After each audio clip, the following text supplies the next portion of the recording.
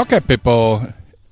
It's day late, dollar short, or dollar extra. I don't know. We're doing a show. We're going to do it a day late because we had playoff high school football to deal with yesterday, and it was a little disappointing. Anyway, almostagreement at gmail.com, Facebook, Twitter, YouTube. Go to the website, almostagreement.com. Check out what we're going on there.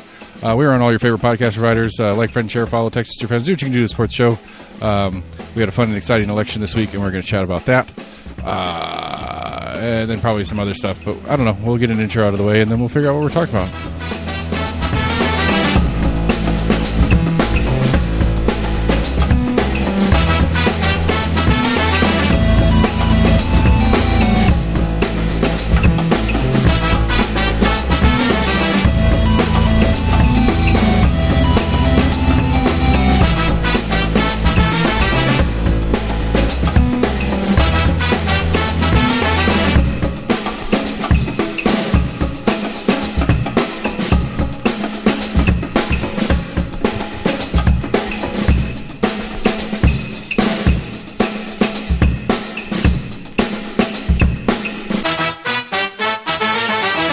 Hey, buddy.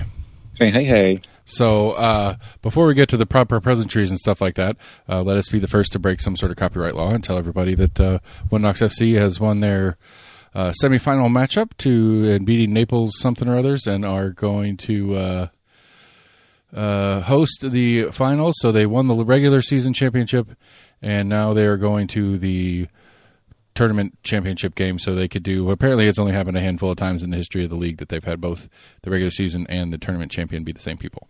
So congratulations to One FC and their fan base, and I guess to Knoxville in general for having a winner. So anyway, hey buddy, how's it going? What's new with you? Not much. I don't know, that broadcast wasn't bad. I was actually kind of okay with it. Yeah. If I agree though, the protective baseball netting was a little bit of a Debbie Downer for the viewing, especially as they were going to the right end of the field when you had to hit the hard edge of it. Like when the full screen was there, it wasn't you didn't notice it as much as when there was that big hard edge when it ended as they were going to the right. Yeah, there's some close-up shots where I guess it was outside of the fence or whatever, netting, whatever you want to call it. Yeah, Randy needs to work on that field, though. They had some problems with that throughout the game. Fixing divots over in there in the third baseman's area is what it seemed to be.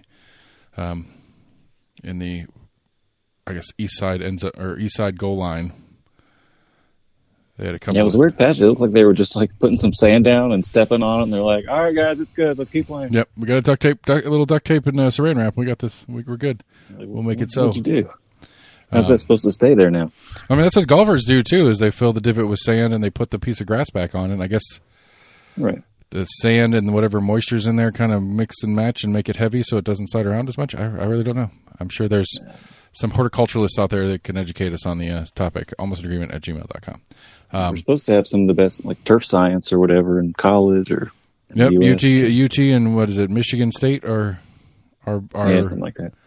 Are getting together to create the World Cup fields for next summer.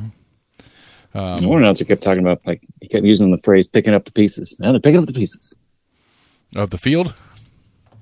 No, and like a play or whatever. I guess. You know, he was that was one of his catchphrases. Like the ball or whatever. I did hear a guy kind of. I can't remember exactly what he said, but it was an allusion to the catchphrase of former UT play-by-play guy of the football time in Tennessee. I can't remember exactly what he said, but it was something time Tennessee. Like he doctored it a little bit, but it was it perked my ears up when he said it. So again, we're sitting here potentially breaking some copyright law, so I can't make fun of them for doing the same. It's not gonna be out till tomorrow. I thought it was only about simulcast, like you can't do it simultaneously, or I mean, at before least the rest of the news breaks. I mean, it's not like we can't talk about it at all. I don't know. According to I don't know what the One FCs or the League USL or whatever they're called, what their bylaws are on broadcast stuff, but like the NFL one always says any rebroadcast descriptions or accounts of the game are expressly property of the NFL. And so, yeah, I mean, we're not, I guess we didn't test it's not like we haven't talked about like other sporting events in the past tense. I know. I don't know. I'm curious how that works. Like, I'm truly curious, like, what you have to do to break that. like, yes, I agree with you. Like, if I did a YouTube channel where it was a camera over my shoulder as I'm watching the game on TV, and basically I'm just showing the game on my YouTube channel, and since you don't have it in your local area or whatever, yes, that seems pretty straightforward. But yeah, just a couple of, like, I'm sure there's some blanket something or other that, like, the news companies and the newspapers. I need to remember to ask Scott or Jesse that, because they don't cover sports generally speaking. But I bet they would know. But because I'll bet you there's some sort of, like, agreement thing that a lot of people, that's just kind of out there, that once you get to a certain level of sports coverage, you kind of get into that. It's like an ASCAP membership or something. Yeah, like ASCAP for sports. I'm sure there's something like that, because I mean, I would like, and to be fair, like, I mean, like, look, like, to me, the only thing that Knox News is any good at anymore is the sports section. And it's like, well, like, as the UT athletic department, I'm like, I could get behind the premise of be like, look, the only reason anybody buys your fucking paper is to read about us in it. You're making all your money off of talking about us. Maybe it's fair that you pay something for that. I mean, it makes sense to me. I mean, does it make sense? Is that crazy? No, it's not crazy. I don't know how much of their revenue is actually just specifically sports, but I mean, I'd say it's up there. Right, that's my opinion. But like, I mean, hell, like we joked about it a couple weeks ago. It's like I believe that most days of the week, the total volume of the newspaper, half of it is sports section every day.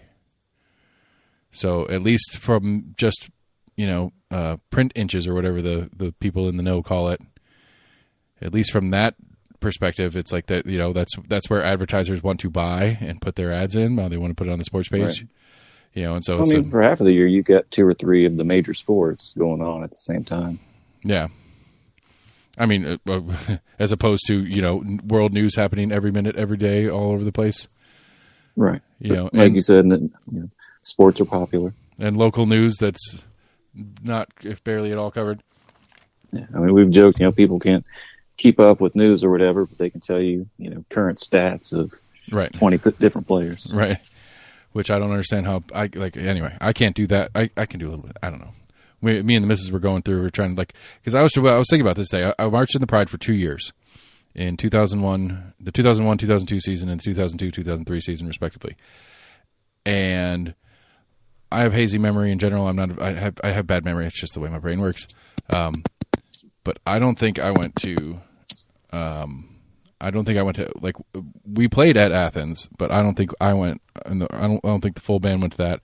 I don't think I've ever been to Tuscaloosa. In 2 seasons, Georgia here, Georgia there, Alabama here, Alabama there. I mean, I definitely went to Baton Rouge, and we played LSU. Went to Florida when we played at Florida. Went to Kentucky. When we went to the 1 year we played Vandy at Vandy, it was actually at Nissan because of some stuff going on Vandy's campus. I can't remember exactly what the specifics of that one were. But like, that's it. I don't think I've been to either Mississippi school. We played at Miami 1 year, and I don't remember going to that game. I remember we went to Florida for a bowl game. We went to Texas for a bowl game. But, like, haven't been to Missouri, haven't been to Auburn. So I don't. If my 2 years in the Pride, I maybe I'm crazy, but like I've been in none of the schools in Alabama or Mississippi, and I don't believe I've been to Columbus, South Carolina either. Columbia, South Carolina. South Carolina. Yeah, I don't believe I went to when we played at South Carolina.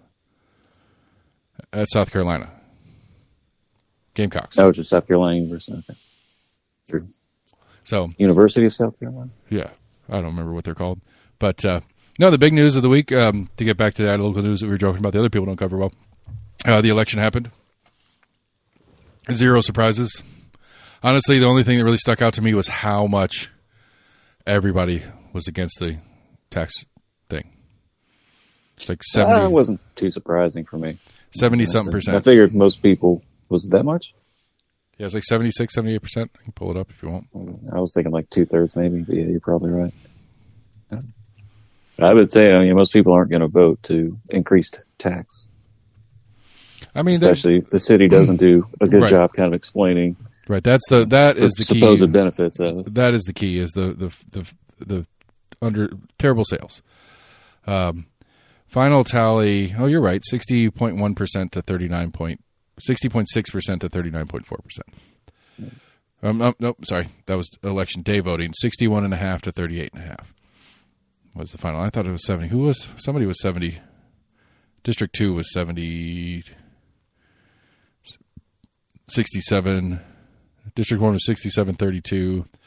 District 2 was 61.38.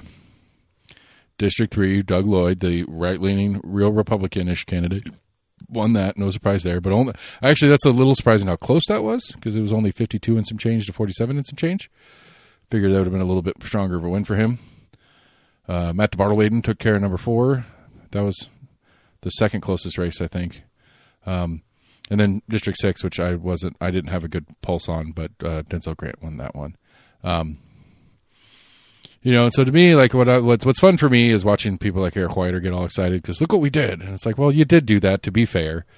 Eric, you went out there and got Elaine Davis, my District 18 state rep, to go and push a law change through in the state that forced the election cover, or the way elections are handled in the city of Knoxville, to change, which then therefore made it so that a Republican could win District 3, which I agree with. I think other states did it as well. So it's not like I don't think we were the unicorn in that. No, I don't know. I have mixed feelings on it. I am sure that other places have different rules, and other states have stepped in and gotten, like, I don't know. Like, what's the point of a municipality if the state gets to just come and make them do stuff anyway?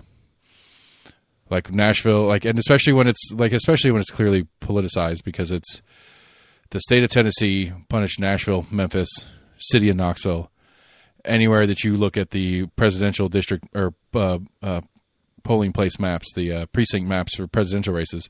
If a bunch of them voted for Kamala, they have a bunch of annoying things that happen from the state level. I mean, that is the brass tacks of it. There's no way. There's no. That's the most honest way, I suppose, to put it. I guess you could put that together in a nicer format, I suppose. But I mean, that's the truth of it. Is that the Republicans in Nashville state government hate the Nashville Democrats that run local government, because they did some shit where they made them cut their city council in half or something.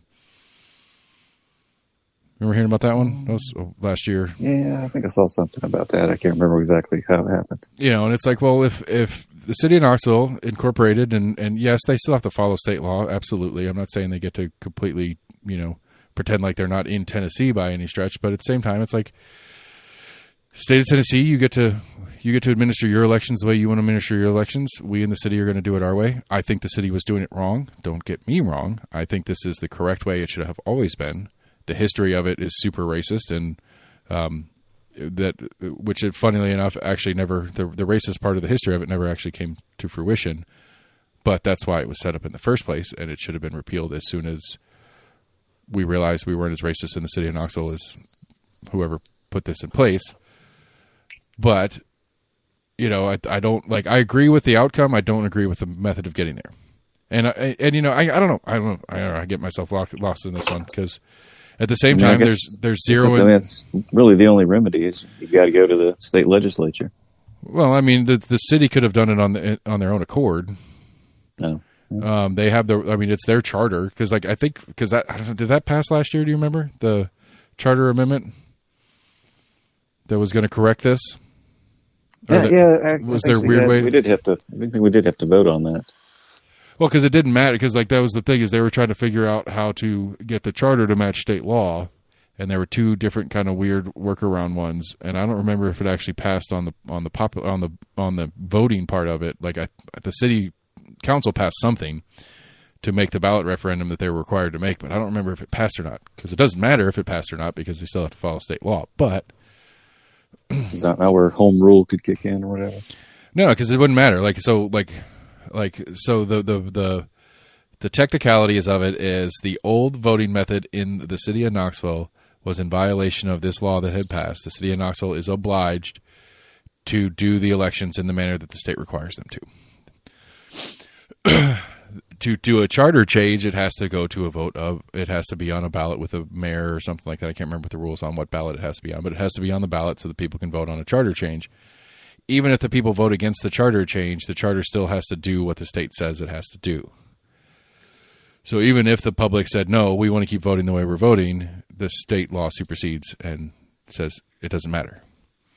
You have to do it this way. And so even if if it didn't pass on the voting part of it, then we are legally obliged, the city of Knoxville is legally obliged to break its own charter to stay in line with state law. So all that for just nothing really, but all that kind of plays out, and that's where we're at. But anyway, so like Eric's out there, grabbing the win, and then grabbing the win for the because he had one of the groups that was against the tax increase, and it's like, okay, I mean, yeah, I guess you could celebrate the win here, man, but you should have won 3 with the law change. Like, you can't really gloat. Yeah, they would have, like, with the law change, whether Eric was involved in it or not, the law change that Eric got in place is what got it so that Lloyd could win 3. Now, I think it'd have been interesting. I don't know. I mean, it's possible that Lloyd would have won it in the old format, too, because of this other candidate, but who knows? But, I mean, the primary, because of the law change, the primary was like 5 people. 4 of them were right-leaning. 1 of them was left-leaning. So there are enough left-leaning people in 3 to get those 4 people splitting amongst themselves. But essentially what happened is everybody that voted for the 3 that lost the primary voted for Lloyd, and then Lloyd took the rest of it from there. A little bit more than. No, a little bit less than. I guess some people split their vote. Some people that voted for one of the other right-leaning people ended up voting for Ramsey or Ramey or whatever his name was. But, yeah, Frank Ramey. And so, anyway, I don't know. Like, I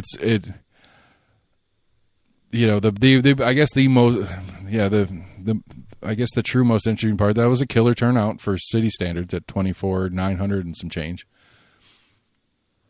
25,000 was the over guess that Jesse put out that Scott and I took the under on and barely snuck our under in. So it was a lot higher than I expected it. I think my guess was more in the 23s. But, that being said, you had a whole District 5, that didn't have a city council race. Candidates to vote on, yeah. Right, and so they only came out, like normally, but I guess normally District 5 would be coming out because they'd be voting on the citywide portion of it, because all these seats would have been on. Normally District 5 would come out for this election anyway because they would be voting in each of these 5 council races. So, so they're decently comparable numbers, and again, by city standards, which are terribly low, it was very good voter turnout for the city of Knoxville at just under 25,000. Take that as a plus. Yeah, I guess that's the win to it. I mean, functionally speaking, it's not like Doug Lloyd's going to come in and we're going to get any, like he's going to be able to drive any policy stuff that would really push the city government to the right.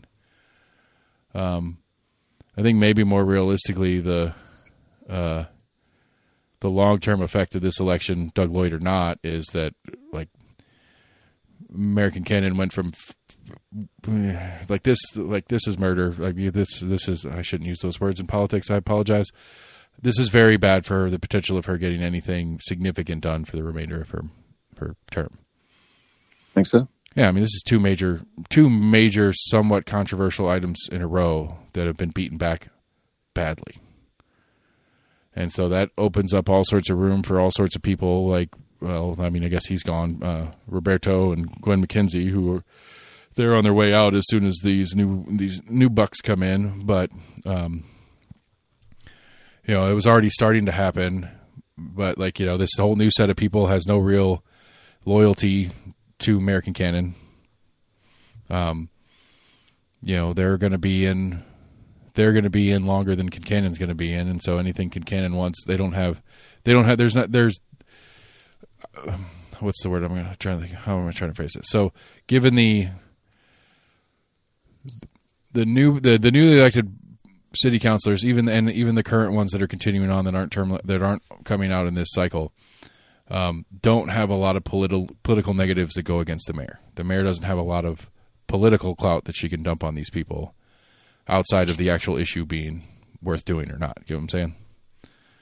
Yeah. Like she can force it, like she can put issues out and you can vote on but I guess that's the gross way to put it, I suppose, is that now the city councilors can just vote on issues and not necessarily with any politics between them and the mayor to necessarily be concerned about. I mean, not to say that she doesn't have some, a Kincannon endorsement isn't worthless, I suppose, for future candidates or, incumbents trying to run for re-election here in 2 more years.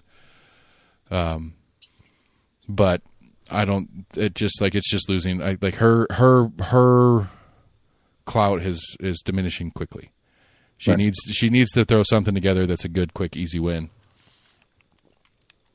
to get people kind of back on her side as she tries to get anything done for these next 2 years.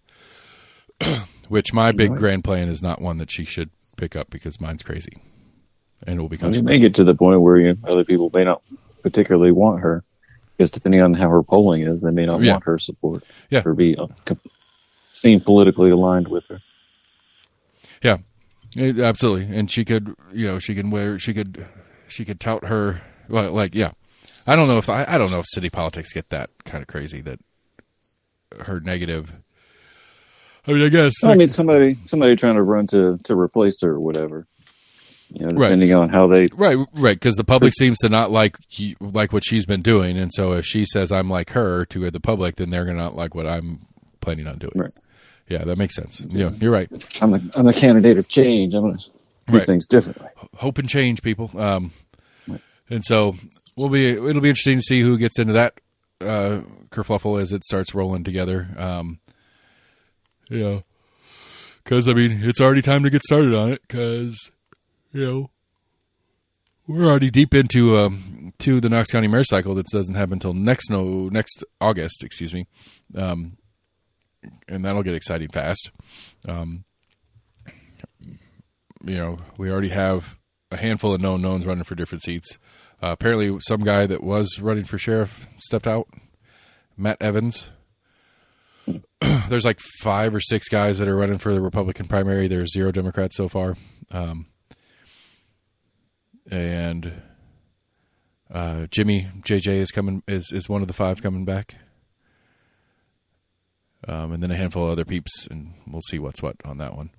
The commission will vote this coming week on delaying the handoff of the juvenile detention center to the sheriff's office from instead of January 1st, July 1st, so that there's more time for this interim guy to fix some of the large-scale problems that are in that place before the sheriff has to take it over, because I think the sheriff's happy to administer it. I just don't think the sheriff wants to be the one that has to make all the changes. He just wants to have a system in place, and he plugs in his staff and his guys.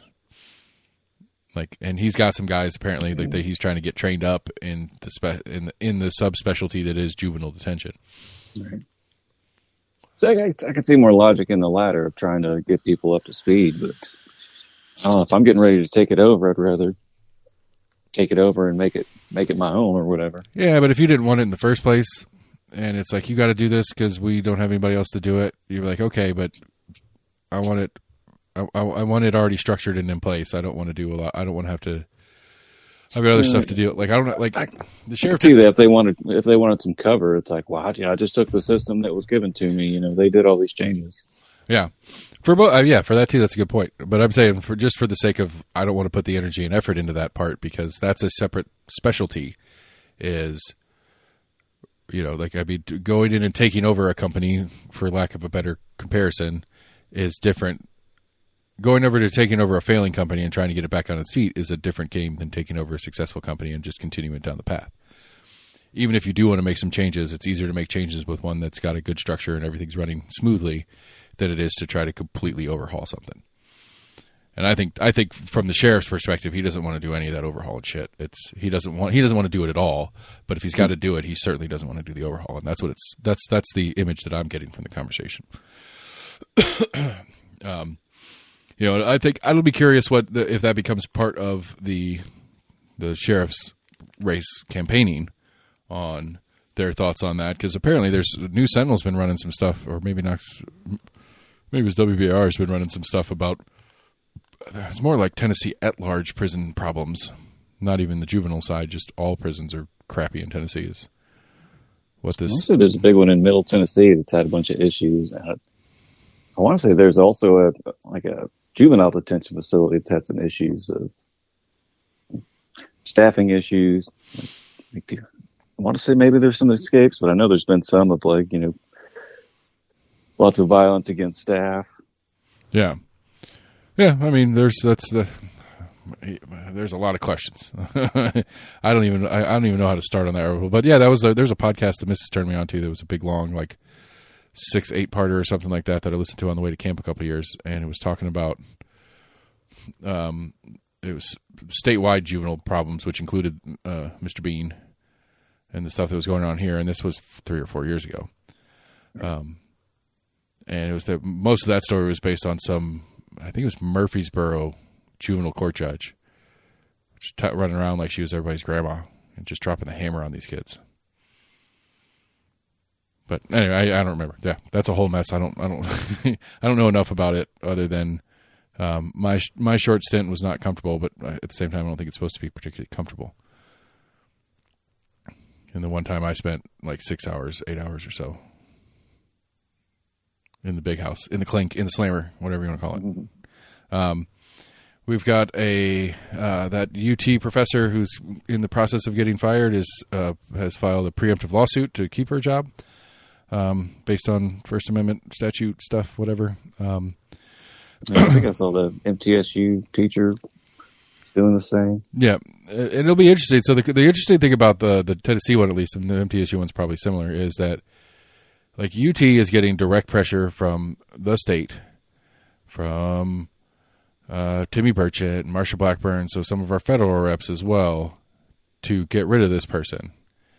And so it kind of puts, even if the UT's legal team that's going through all this process and is going to have to defend this lawsuit and stuff like that, even if they're looking at it knowing they're going to lose, they're kind of incentivized to go ahead and do it, even if they lose, because then they can blame it on the courts, and Marsha can blame it on the courts and stuff like that. And it's not UT's fault, and it's not Don D. Plowman's or Randy Boyd's fault or any of that stuff. Possibly, yeah. Where if the Tennessee legal team is just we're going to lose this, just drop it and let her have her job back, and let's move on. Let's just kind of shut up and see if everybody forgets about it. Kind of play. Spend some taxpayers' money to make a show of it. Right, I'm just saying if they decide not to, then what is Timmy Burchett and Marsha Blackburn and all these psycho Republican quote Republicans that we have running the state of Tennessee, what is their reaction to UT when UT is a state institution? They're dependent on the state and federal funding to do what they do, and blah blah blah blah blah. You're better off wasting this money as the university to lose a lawsuit so that you can blame it on the courts instead of being well, we gave up. Just politically speaking. Because I can't remember if it was the UT professor or the MTSU professor. They had a little bit more of I guess not clout on their side, but a little bit more of a defense that their Facebook or whatever they used to put out these statements had nothing identifying them with their employer. Right. I mean, it's like we talked about when this first kind of started swirling around. And apparently there was the one in North Dakota or whatever got struck down in a lawsuit, and the guy got to keep your guy or girl or whatever got to keep their job and stopped him from doing it. The functional difference here is that you are an employee as a professor at the University of Tennessee. You are an employee of the state of Tennessee. Right. It is against the Constitution for the government to restrict your free speech. If this was a private university, there's no conversation about any of this. They have the right. I mean, other than some teachers union or professors union kind of stuff that you got to deal with. As far as constitutionally speaking, there's nothing that can be done here. But since the employer is the state, it opens that door that, okay, there's a weird little ism here. Which, I don't know. I find it strange. I find it interesting. Especially because apparently the Tennessee legislature passed a law a couple of years ago that was basically, like explicitly defending free speech on campuses when their perception was that the right was getting shut down on campuses, and right-leaning students and conservative students were getting, or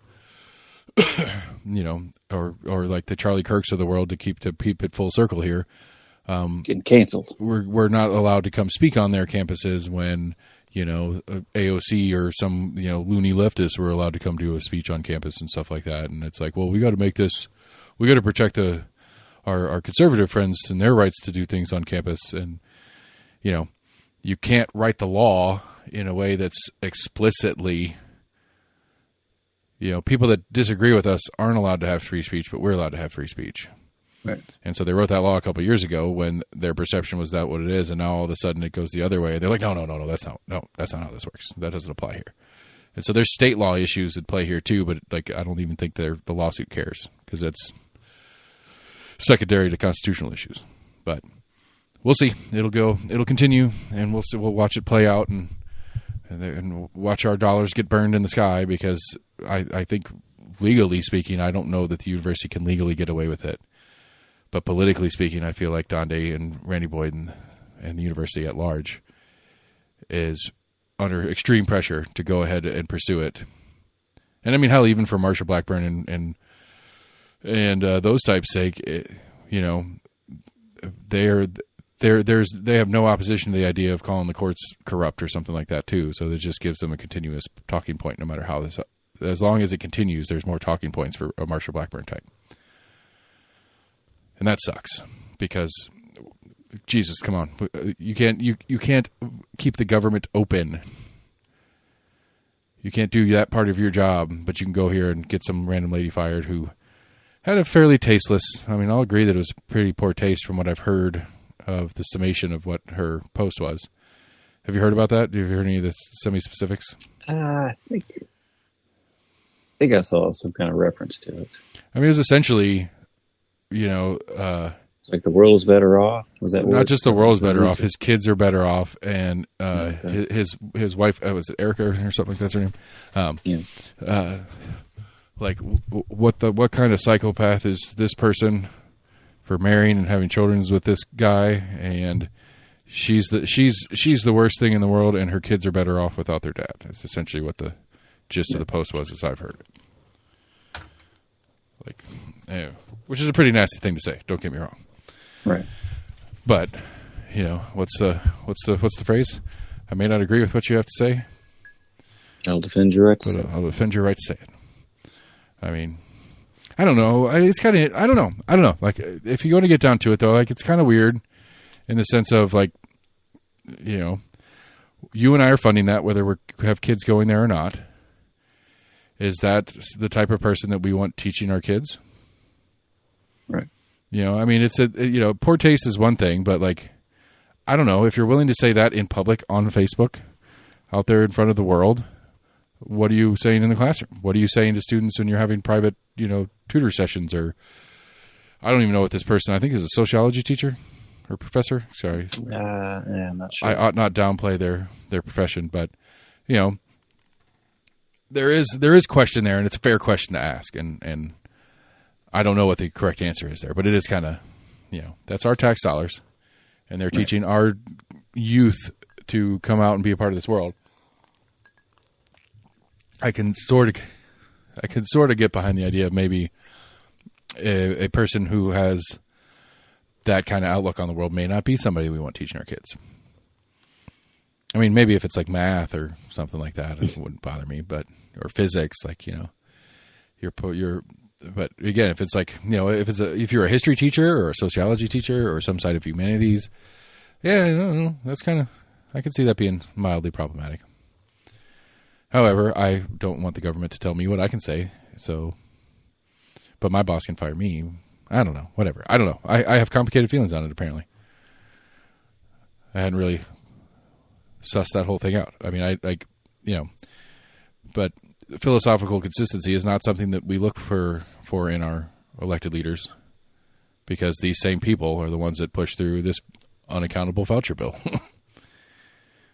And so now we have vouchers in the state that the state has no oversight on. So, I don't know. Maybe there's some weird Wiccan private school out there that's teaching kids that Charlie Kirk was evil too. And we have no ways to crawl back our tax dollars that are getting spent there.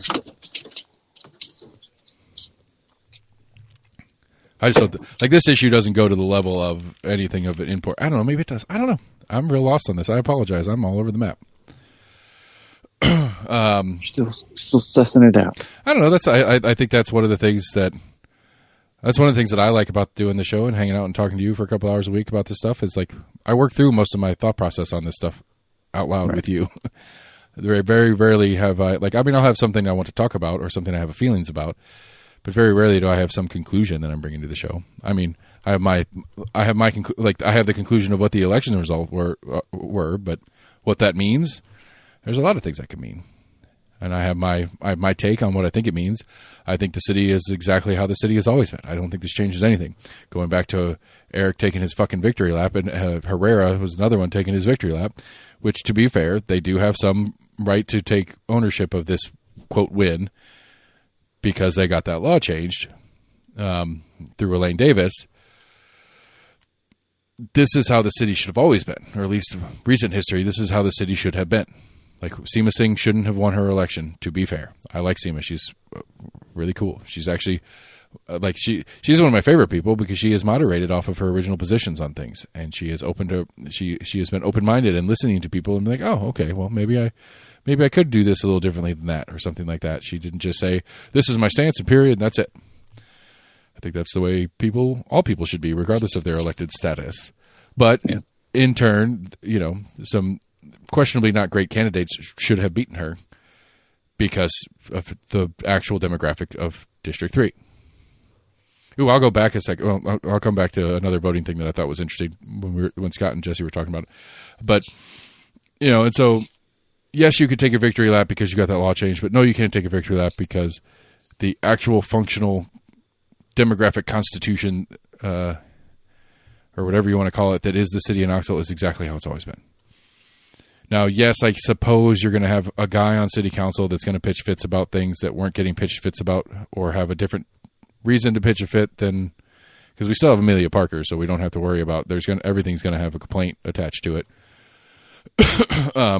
It's just now Amelia and Doug Lloyd are going to be complaining about an ordinance change from different points of view, which is good. I mean, I think, again, like I said, I think it is more accurate to the actual demographic makeup of the city of Knoxville. Yeah, which is how it should be. We need to have, I don't necessarily agree with Amelia on a lot of her political points and stuff like that, but I do like that she's the heel of city council right now. There is nothing that comes before city council that she doesn't at least ask a question, making sure that the intent and stuff like that is something. She votes against most things that everybody else votes for. And it's if you're just doing that to just do it, that's a little bit rough, but at least you're pushing back and having at least somewhat, thought out concerns about valid. X, Y, or Z. I mean, I say that she didn't blink at I don't remember what she voted on my boozing proposal. It wasn't unanimous, so I'm going to assume she was one of the ones that voted no. Did you have some nays, or was it a present non-voting? I think it was a 7-2 or a 7-1-0 or 7-1 absent. I think I had an absent on the final reading of it.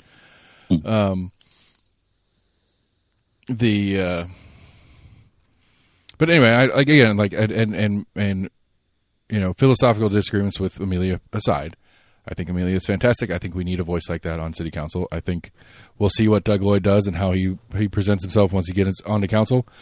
I don't think it's a bad thing that we're going to have Amelia and Doug both complaining about every ordinance that comes through, but from different perspectives, so that maybe we can work out some middle grounds on some different things. Right. Or at least people feel there will be some middle ground. Right. At least some concerns are going to be brought up that otherwise would have just been left out. Maybe the thing still passes, whatever it is.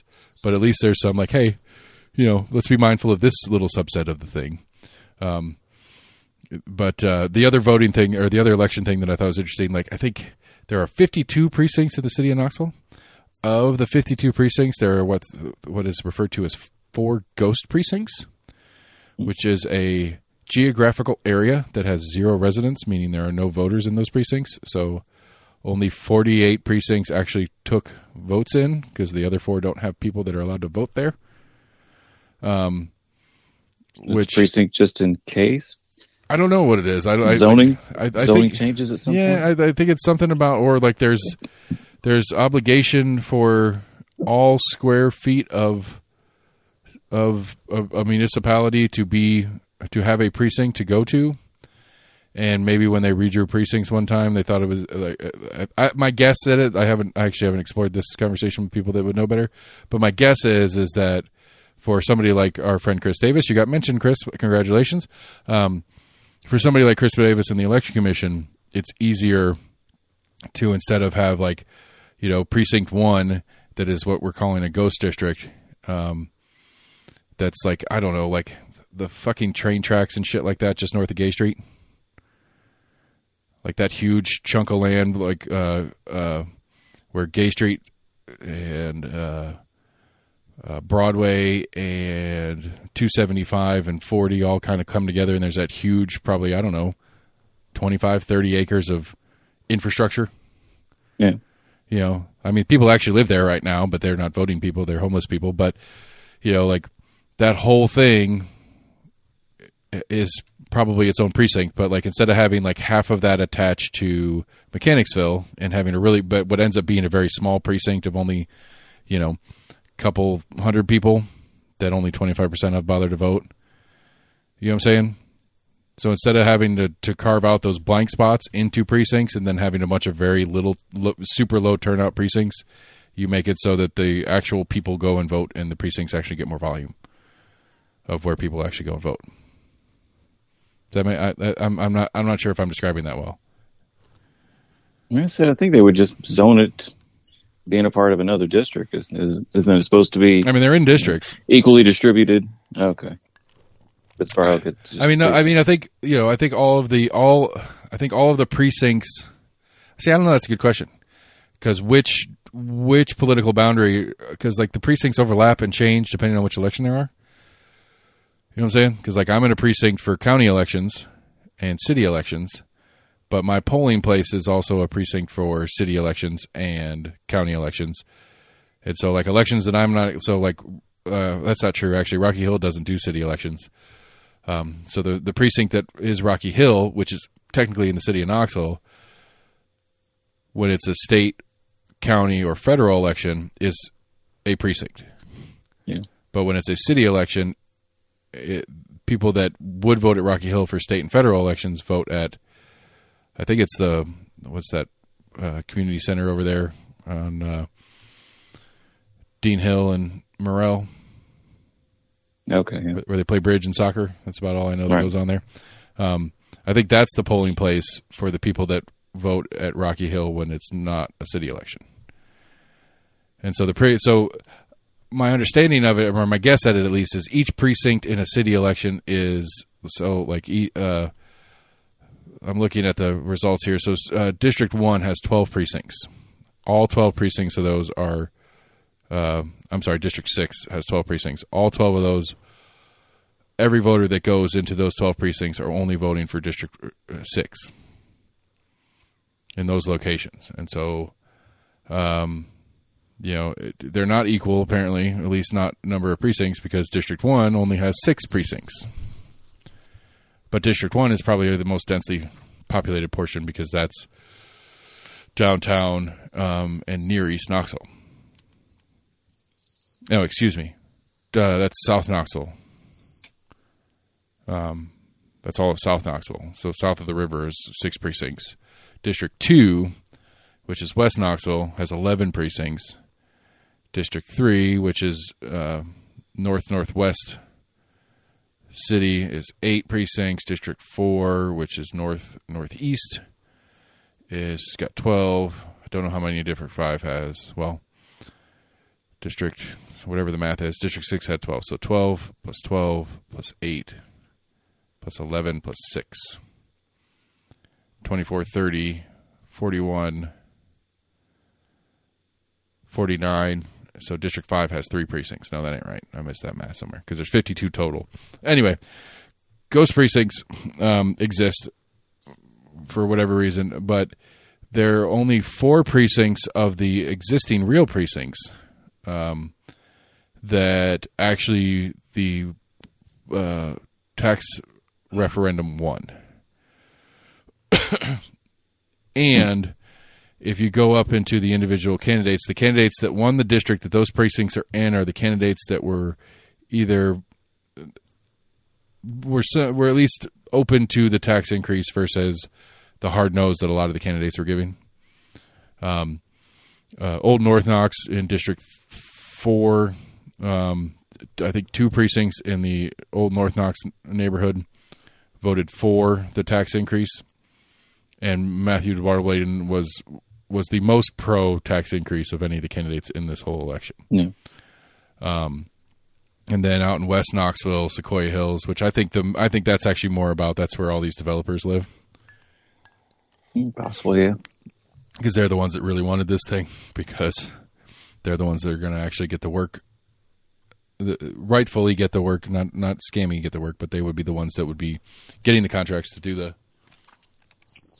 work that the city would be able to afford to do. Right. Otherwise, I think you also have constituents that decide to kind of politically align themselves with whatever their favorite candidates, preferences are as well. Yeah. And I think you could get into some of them that like I think there's a couple of places where like there's specific things that were on the website of these are the things we're going to do with this extra tax money that certain neighborhoods really cared about more than others. So like certain neighborhoods that are right next to schools, there was a kid that got hit by a bus at Bearden Middle School this week. Even though there are sidewalks there, we have a weird crossing guard situation. It's a mess, but so like people in those neighborhoods that have been complaining about not having sidewalks, and they're saying they're going to put sidewalks in, they might have been more akin to voting for the tax increase. Yeah. But yeah, anyway, that's that. I think that's all I want to do on the election. I lost my train of thought. I had another thing I wanted to shift over to, and now I forgot.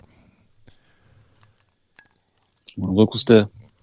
Yeah, I mean, the other one on my list is to do, the county commission. What was it? Is county commission's doing something? Shit, what was it? County commission's doing something this coming week? I think the actual proclamation for Charlie Kirch is coming out on this next commission meeting. But that's 2 weeks from now. The actual meeting's 2 weeks from now. Next week is an agenda review. I can't remember if it's in the agenda. The Farragut Board pushed back their home business ordinance that they were going to try to push. That they were going to try to put in place. Sheriff dropped out. Damn it! What was that? It was something cool and exciting, and what everybody should know. Yeah, I don't know. It'll come back to me at some point. That was the bulk of. I think that was the meat and potatoes of what I was trying to get to this week.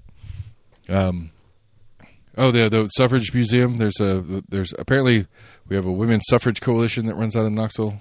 We have a local lady who's a big supporter of it. Apparently, she has. That's not the way they worded it, but in their announcement, they shut down Gay Street for a little while to put on this to do this announcement that they'd already bought this one building, and then they're in under contract with this other building, which is its own kind of funny sub story. But they're like unveiling their plan, and they're announcing that this is what we're going to do here, and it's like that the north end of Gay Street. I think if I'm understanding correctly, it's pretty much right across the street from the Visit Knoxville, the little tourism thing on the corner of Gay Street and Summit Hill. Yeah. We'll have a women's suffrage museum, and this lady who runs the group of the suffrage coalition here in Knoxville, they put a couple of different statues up. One's in Market Square, or there's one other one somewhere around town. they, in their press release, were talking about how they already have over like 1,000 artifacts that they want to put in this museum. Well, the artifacts is a nice way of saying it's this lady's personal collection of suffrage stuff. Right. So it's not that the I mean, maybe she's buying them with the org's funding because they're hella fundraisers apparently. Because one of the things they did, Hatcher Hill developers owned the building that they just got into contract for. And so they were already planning on doing the museum in this one building. They wanted to make it bigger. They reached out to something Hill. What's his name? Mike Hill? Trevor Hill? It's something generic. Anyway, reached out to him, sat down with him, and talked to him about it. And basically talked him into selling the building. And then before they finished the meeting of, hey, cool, you're going to sell us this building for like $2.5 million or something like that, they said, will you donate to the cause? And so he sold them one of his buildings for $2.5 million, which is probably about market or whatever. He did apparently, Hatcher Hill Properties did sort of have planning. They had a plan to develop that building, but they've abandoned it, sold the building. And then Hatcher Hill is also donating $500,000 of the 2.5 or 2.1 million or whatever they're selling the building for back to them to pay for, like they're paying themselves, essentially. And we do, speaking of paying themselves and weird uses of money, we will find out in February. We will get campaign disclosures from the Knox County Republican Action Committee against the tax change thing that they spun up. Since the way they set it up was different than the way the other ones did, the disclosures are different, but they still do have to do disclosures, but they don't have to do it until February, which is well past when anything happened. Right. Because their main piece was to go after the tax increase, but there was other parts and pieces that that group donated to the Tallman campaign, among other right-leaning candidate campaigns in the city races. But come February, we get to find out if Randy Boyd. Basically, we get to find out who donated to this action committee. My assumption, and I think a safe assumption, is that the Knox County Republican Party was one of the major donors to this entity because they were running it, and it's just a way for them to move money from out in the light into the dark. And I'm pretty sure Randy Boyd is a significant contributor to the Knox County Republican Party. And so I believe we will find out in February that we had multiple major Republican donors who also donated to the pro-tax group that was running around this last couple weeks. So they were basically putting their money against themselves. Now, how much, it's a hard to tell you, but I would be pissed. I wish I had that kind of money. Actually, I don't know. If I had that kind of money, I might not be mad. I'd like to have that kind of money, maybe, is the moral of the story here. But I just try to see if I can sway elections.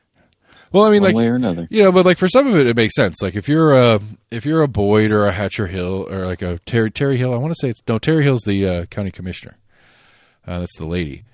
If you're the Hatcher Hill Properties or some of these other like major developers who tend to be pretty big donors to campaigns, they do that a lot where they're donating to, for example, District 2 was Honeycutt versus Watts. They're donating to both of them.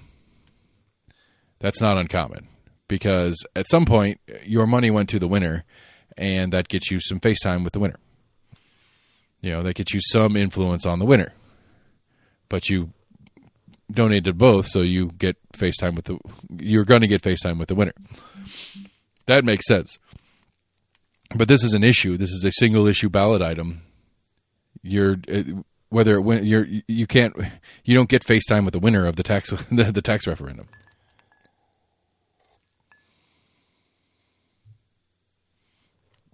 So that time kind of comes out a little wonky, but we'll see in February. Hopefully we'll get to see in February. But this new museum's popping up. Did I tell you? Did I tell you about my Gay Street idea? What I want to do with Gay Street Bridge? I don't think so. I'm trying to remember what that thing is. Oh, yeah. Put containers on it and have kind of an open air market. Yeah. Market Square Dose.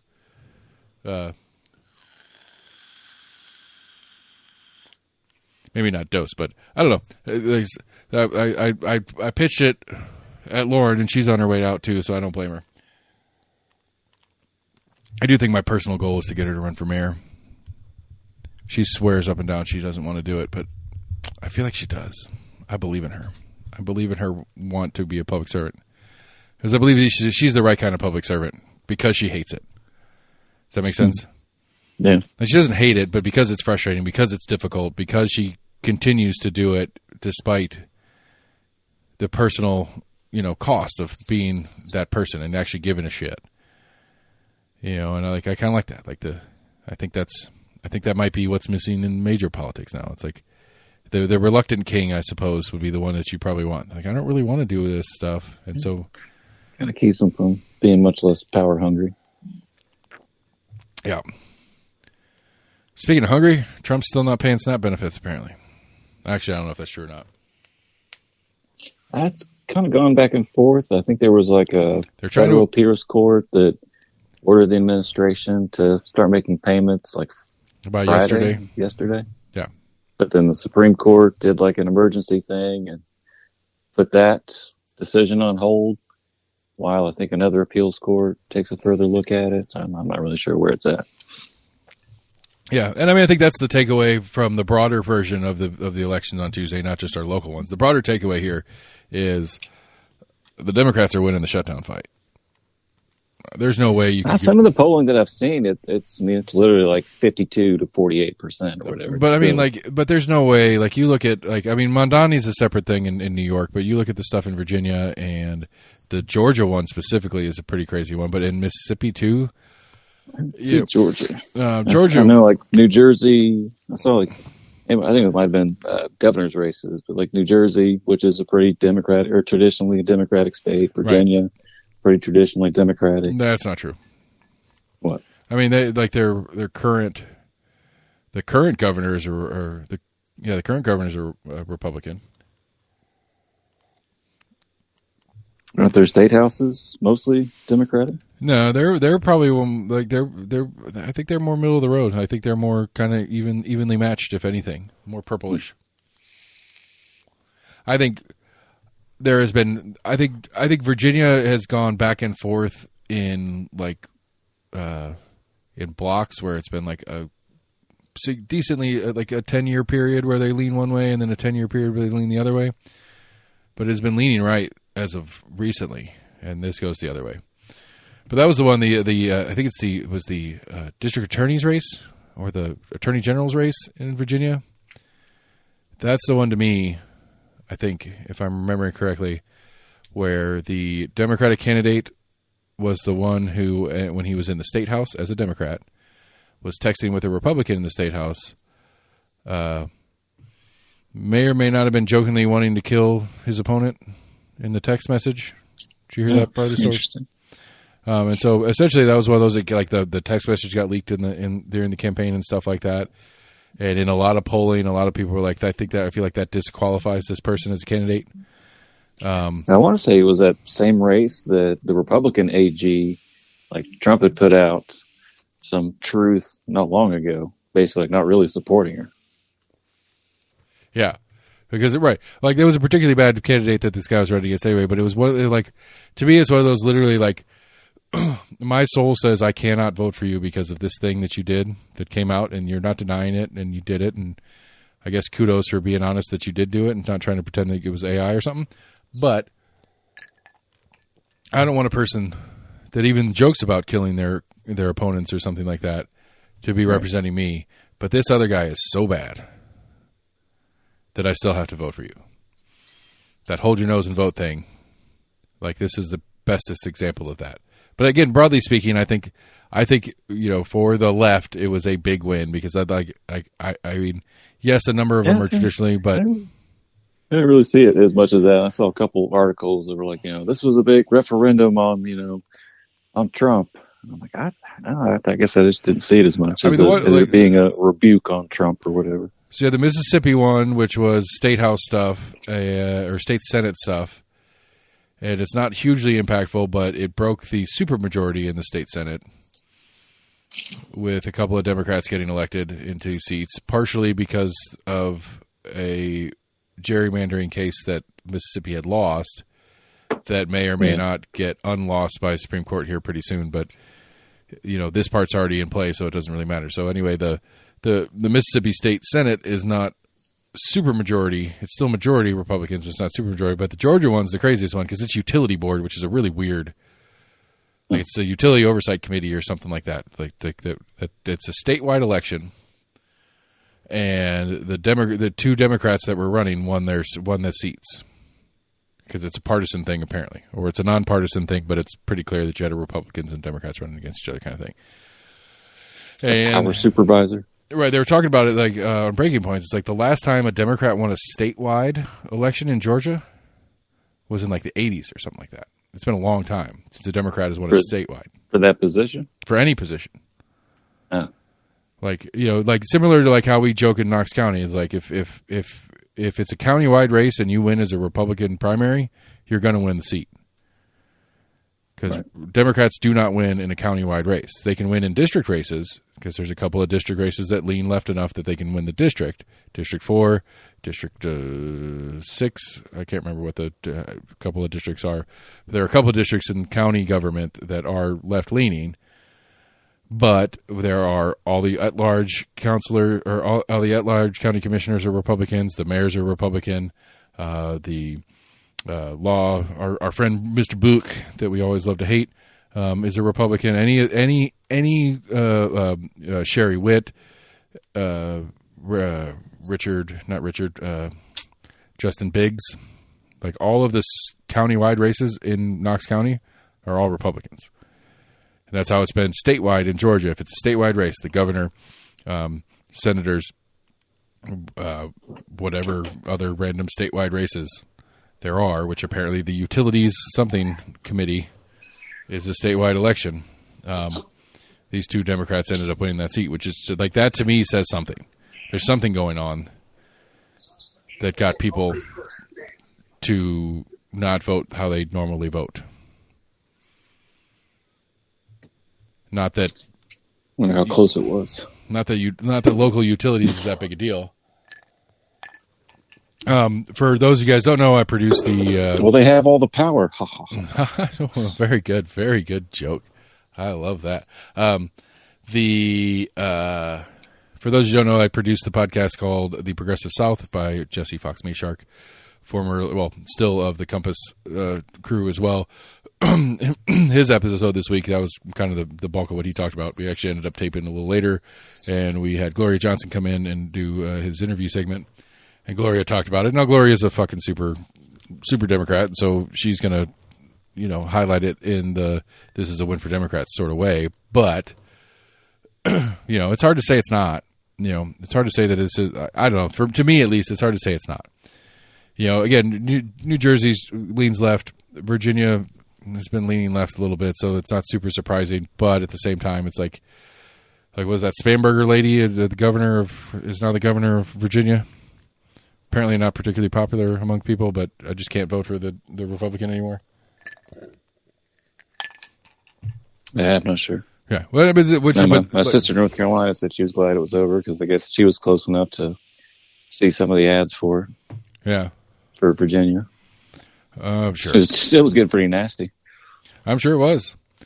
I mean, that's politics at large. I think the point being is that like that is the norm anymore. I mean, that's my joke that's my joke about, presidential elections. It's like, we have all accepted this idea of one of these two people is going to win. So pick the lesser of two evils if you want to do it that way, you want to think about it that way, or hold your nose and vote for if you want to think about it that way or whatever. And it's like, and I think that's the Mandami thing. That's the difference in the Mandami thing for me is like, this is like, his ability to do what he's talking about doing, okay, there's questions there, sure. But at the end of the day, like at least he's talking to people about what they care about, and he's offering solutions to problems that actually exist, and he's arguing about things that matter instead of arguing about things that don't matter. Like, I would love for that to be that's my hope in the Mandami effect is going to be that this opens up to like, hey, we're done voting for fucking ass bags that we know don't care about us, and we know they're not here for us. They're not doing for us. And I'm done with the lesser of two evils. I'm ready for candidates that I want to win, not candidates that I don't want to win. And the other is the one I'm picking. Say that for the people, when you look at it, it's all just big business. They're big political donors. They're Which and at some point, like just on human nature point, you can't blame a Marsha Blackburn for being what she is. This is how you get there. If you have the ego to want this thing, and that's part of the problem too, is the ego mess. But like, if you have the ego to want to be the senator or the governor of the state of Tennessee or whatever, you go back and if you look at it like you're like a football coach and you're preparing for the game, one of the things you do is go look at film of previous games, your own film, and you look at films of your opponents. Right. What did they do? How did they win? Well, these are the things that make winners in American politics. And that's how we end up with Marsha Blackburn. Yeah, there's times I wonder how much of it is the candidate and how much of it is like, their campaign team that has them say this or that, or, support this or that. That's an indictment of your character at some level, right? You're the CEO of this brand. At the end of the day, your team tells you. But they're also, they want to get reelected, so they go to their pollsters and they're like, hey, what do I need to say or not say that, at least 60% of the people are going to either be happy or get pissed off at me about. Yeah, but right, because we don't have because any sort of fortitude is not something that we as an electorate give a shit about. That's the problem. I think that if you want to get down to it, I think that was Kamala's issue, is that she was so poll tested on everything she said before she opened her mouth. And she was what? Sorry, poll tested. Poll tested. I got you. So there were her team was going out there, and before she said anything about anything, it was like, quick focus group, let's do a quick poll on this and see what the populace is saying, and let's say the thing that people want to hear. And it's like, at some point, being honest about what you actually think about should matter. Yeah. Because we're idiots. The masses, we are the mass. We are idiots. We're dumb. Like, we're easily swayed. Yeah.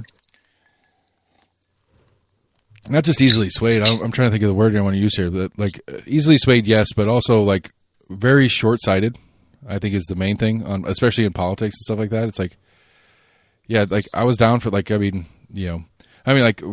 anybody who's like super Trump fan who's all of a sudden like, hold on a second, we're doing what? It's like, he said he was going to do these things. You voted for him to do these things.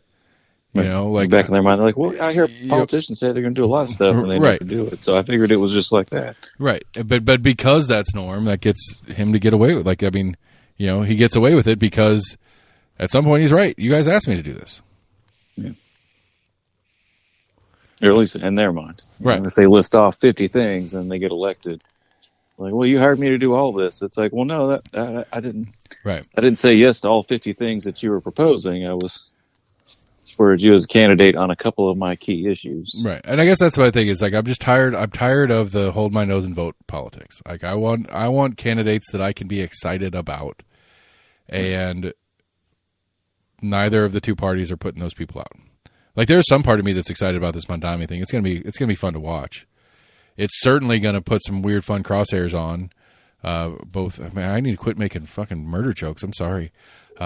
This is going to put some pressures on both the city of New York, the state of New York, and the White House that are going to be interesting. Trump already said he was going to pull funding from New York. Right. I don't know exactly how that works. Yeah. You would think that would be kind of something that would, like a strike against him. It's like, wait, you're going to do what? I think but they elected a communist, so I'm going to cut funding. Well, it's like I think about like in a much broader like meta way. I've been thinking about it a lot. It's like, is Cuba bad?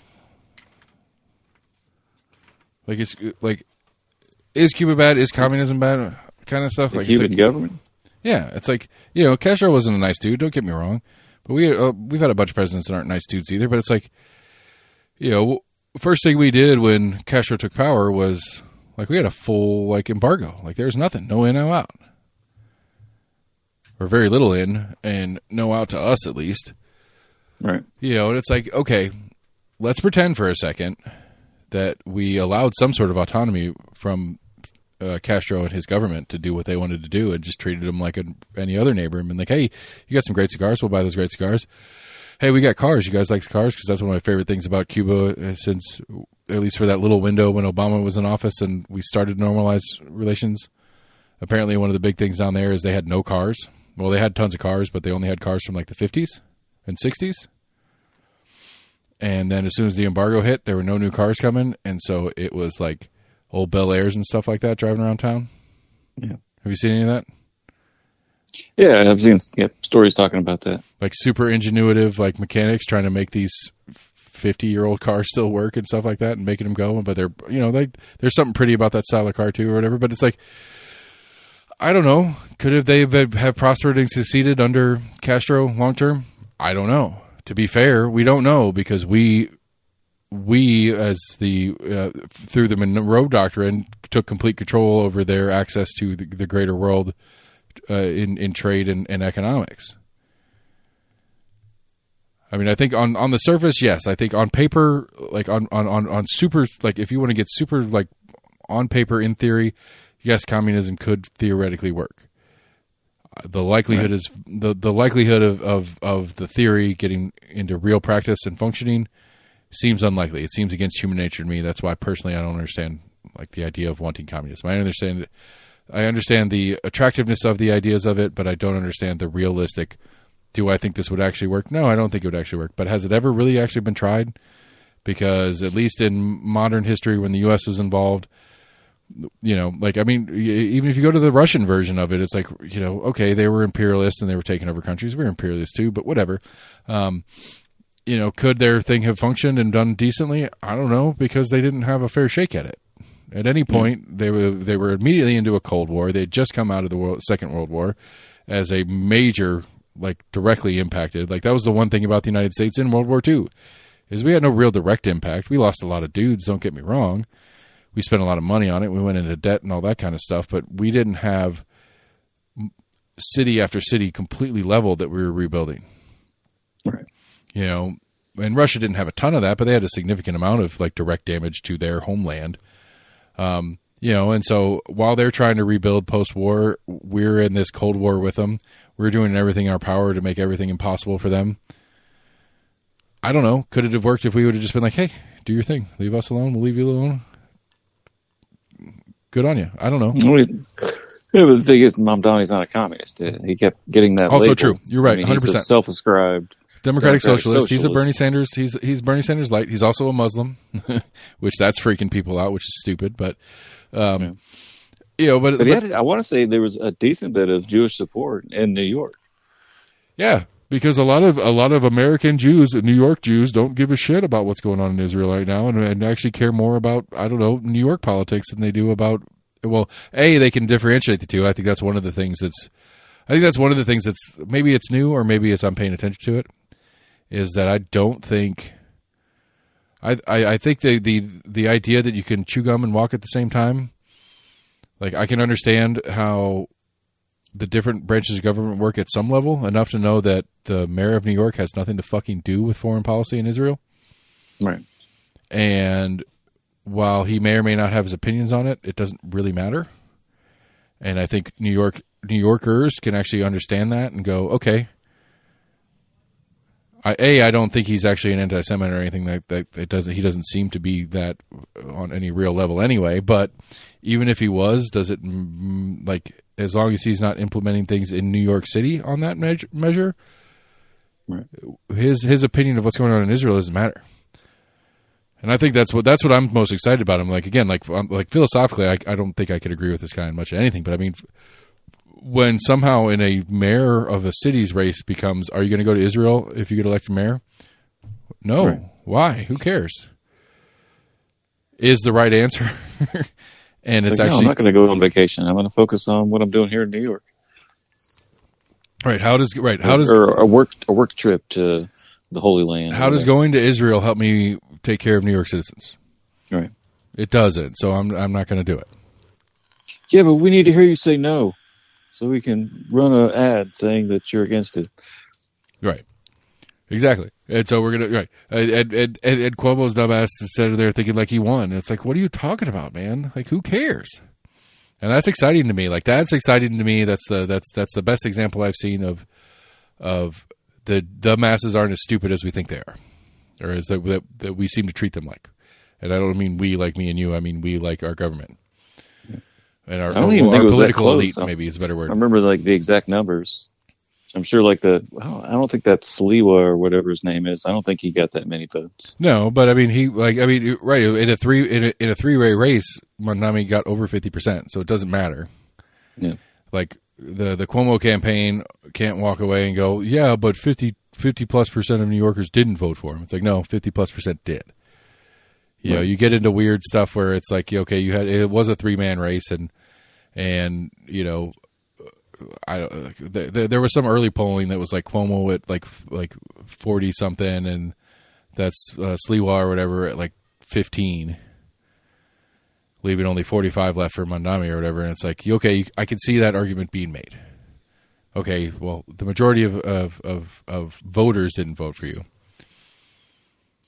Which again, that's one of the things I've talked about on here 1,000 times. Like if I'm Mayor Jacobs, if I'm Matt DeBartlebaden, if I'm any of these people, like you, like I think I already closed it. I did. So for for the city of Knoxville, 25% of the registered voting population voted for you, or voted, period, and you got 52% of them. So at best, you got 13% of the voting population of the city of Knoxville. You know, so that's a mandate, though. Right. I mean, right. And I don't know what the turnout was in the New York races per se, but I mean, like it's a valid conversation to have. But I think, I mean, to me, like if I were to run for office and I win an election and it's close, or even if it's a blowout, if the math to me says that the majority of eligible voters didn't vote for me, I'm going to take the win. Don't get me wrong, but I'm also going to. I feel like the back of my head all the time, I'm going to be like, there are a lot of people that didn't vote for me. I got to make sure that I'm representing those people too. Yeah. And they're the people that went out and voted and didn't vote for me, and the people that didn't bother to vote.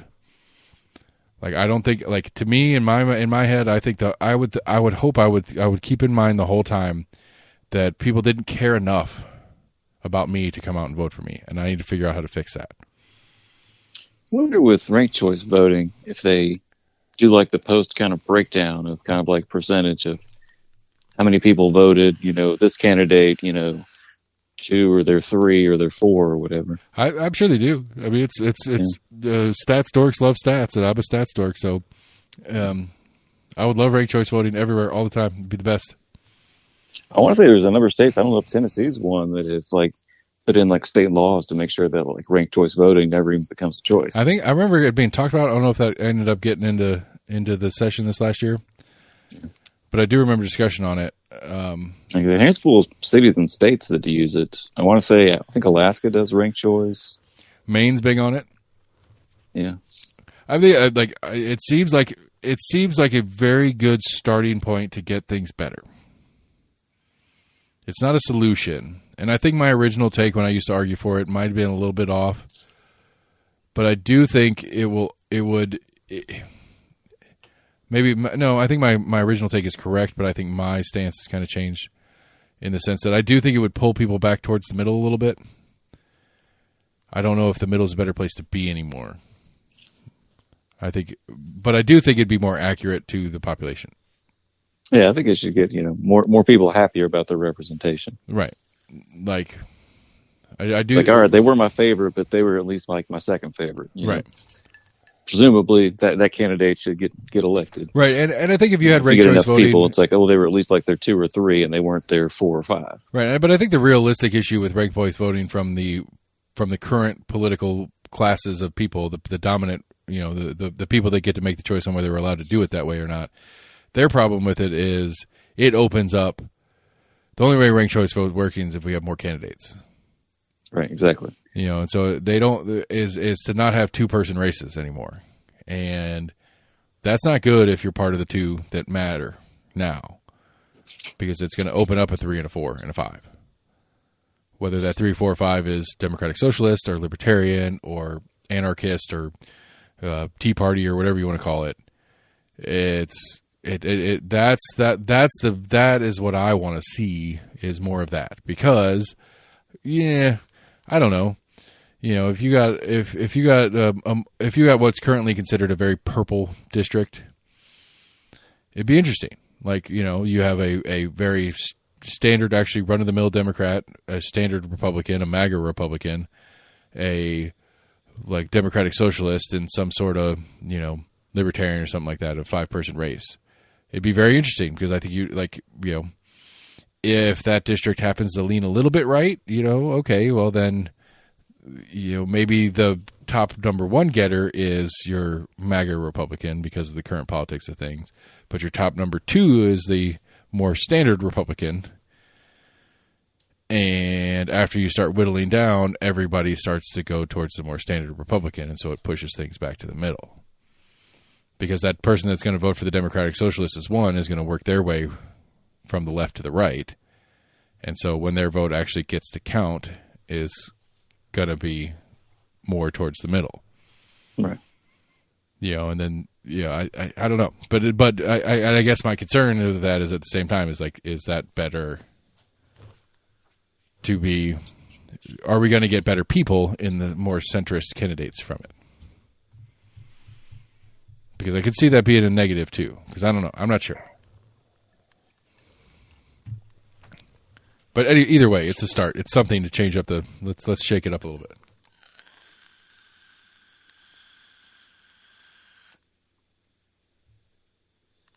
I think it would be mostly a positive.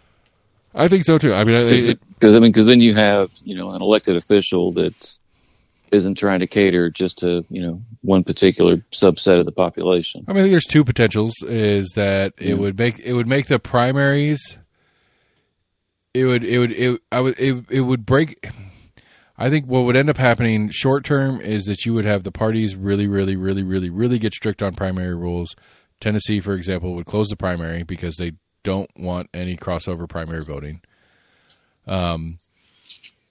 If the Tennessee standard for creating your own party stays where it is, you're going to get a bunch of more. I would hope you'd get more independent candidates, and so what we'd end up having on a ton of races would be like the Republican, the Democrat, and like 3 independents. And those independents are going to have what we would consider some party affiliation, but not official party affiliation because they won't let it be. And so, I don't know. It'd be interesting. I'm trying to think about it. Because I still think you would probably have... I still think, like, if... I don't know. It's whether or not we'd get more of those. Whether or not we get multiple independent candidates on a ballot on the reg. Because if you had multiple independents, especially if it's like, District 18 for me out here, you have the Republican, you have the Democrat, you had an independent that's super, super signaling conservatism, or maybe you have an independent that's more of a centrist or Republican. Because District 18 primary is going to push further right, then at some point, whether that does at some point that push the state to want to have, or does it push the powers that be to want to have more official parties in play? So that I don't know. I'm gonna have to put some more thought into this. Yeah, I think we'll still have the issues of political action committees and the main party, the main two parties themselves that have a war chest of funds in which to kind of right. But I'm trying to think not of necessarily sway, but throw more right. But what is their reaction? Fodder into the fire. What is their reaction going to be to try to protect not the system, because that's what we've already broken the system per se a little bit.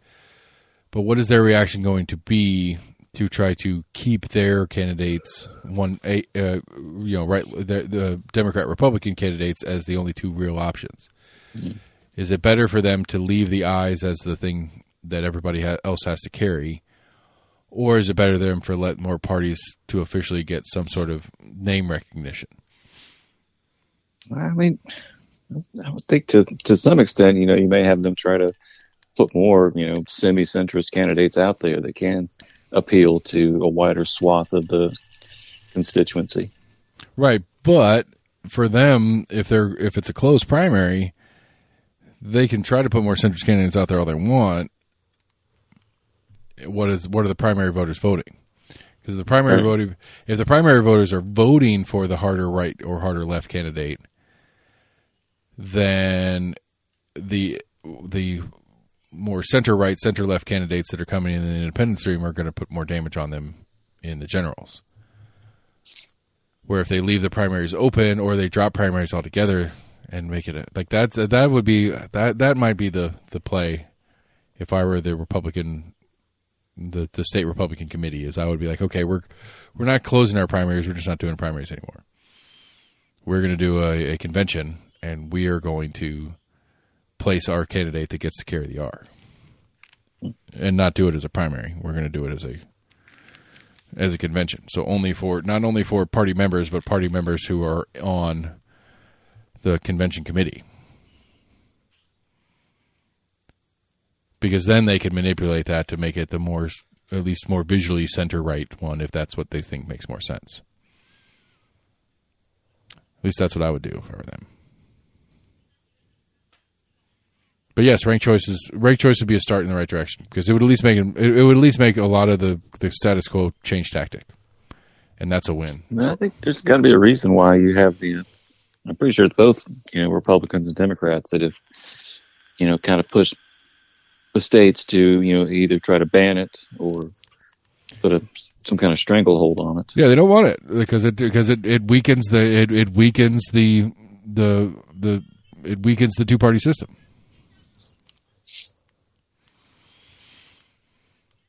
Because I mean, like think about it this way. Okay, so let's say in Tennessee, for example, we allowed ranked choice voting. Okay, so we go to ranked choice, which drops the need, because we don't have primary. We wouldn't need a primary anymore because we're not doing reductions. The primary would then actually only be for a party vote thing, like truly. Because to me, the number 1A, the most simple reason why ranked choice makes sense is it takes the cost of doing a primary or doing primaries through the election commission. It takes the need to do them out. I guess the parties can still do them if they want to, because that's a service that the election commission will provide for the parties or whatever, but it takes the need to do them out. But I guess they'd still probably do them. You're right. But realistically, if it's ranked choice and you have I could see from a Republican's perspective, if it's a Democrat or if you're a Democrat in Tennessee, you like the idea of ranked choice because you can run 5 candidates that are left candidates against the one Republican. And then in a ranked choice format, that one Republican might get 30%, 40% of the ones. But then when we start taking down the line, it might get a lot closer than it would have been otherwise, because people have more choices. So it weakens the power candidate in that setup. Now they might have gotten the most number ones overall out of any of the 5 candidates in play. But once all the 2s and 3s come in, it's going to end up staying on the left side of where they already are. So, just occurred to me. You think it would almost be semi-advantageous for the 2 major parties to kind of do their own ranked choice primaries to get the more electable candidate in general. Well, no, because it's only theoretically, it's only their party members, quote unquote, that are doing the ranked choice. Yeah. And so it's the more electable one to the party, yes, but that doesn't mean it's the more electable to the general, because they don't get theoretically they don't. Well, no, I mean, even in an open primary like we do here, they're going to get the most popular one of people who picked up Republican primary ballots. They're not going to get the most popular one of all available, because the all available is not on there. I don't know. Yeah, I think no matter how you slice it, the 2 parties don't like it because it opens the door for a lot. And a lot and the a lot includes you and I having decent representation. You and I what? having decent representation, and that's not necessarily what they actually are after. Yeah. So, that was a fun jaunt down rank choice. But I don't know. I'm excited to watch Mamdani, and nothing happened because the Trump administration and even the Democrats in the state of New York and in the state government of New York don't like him.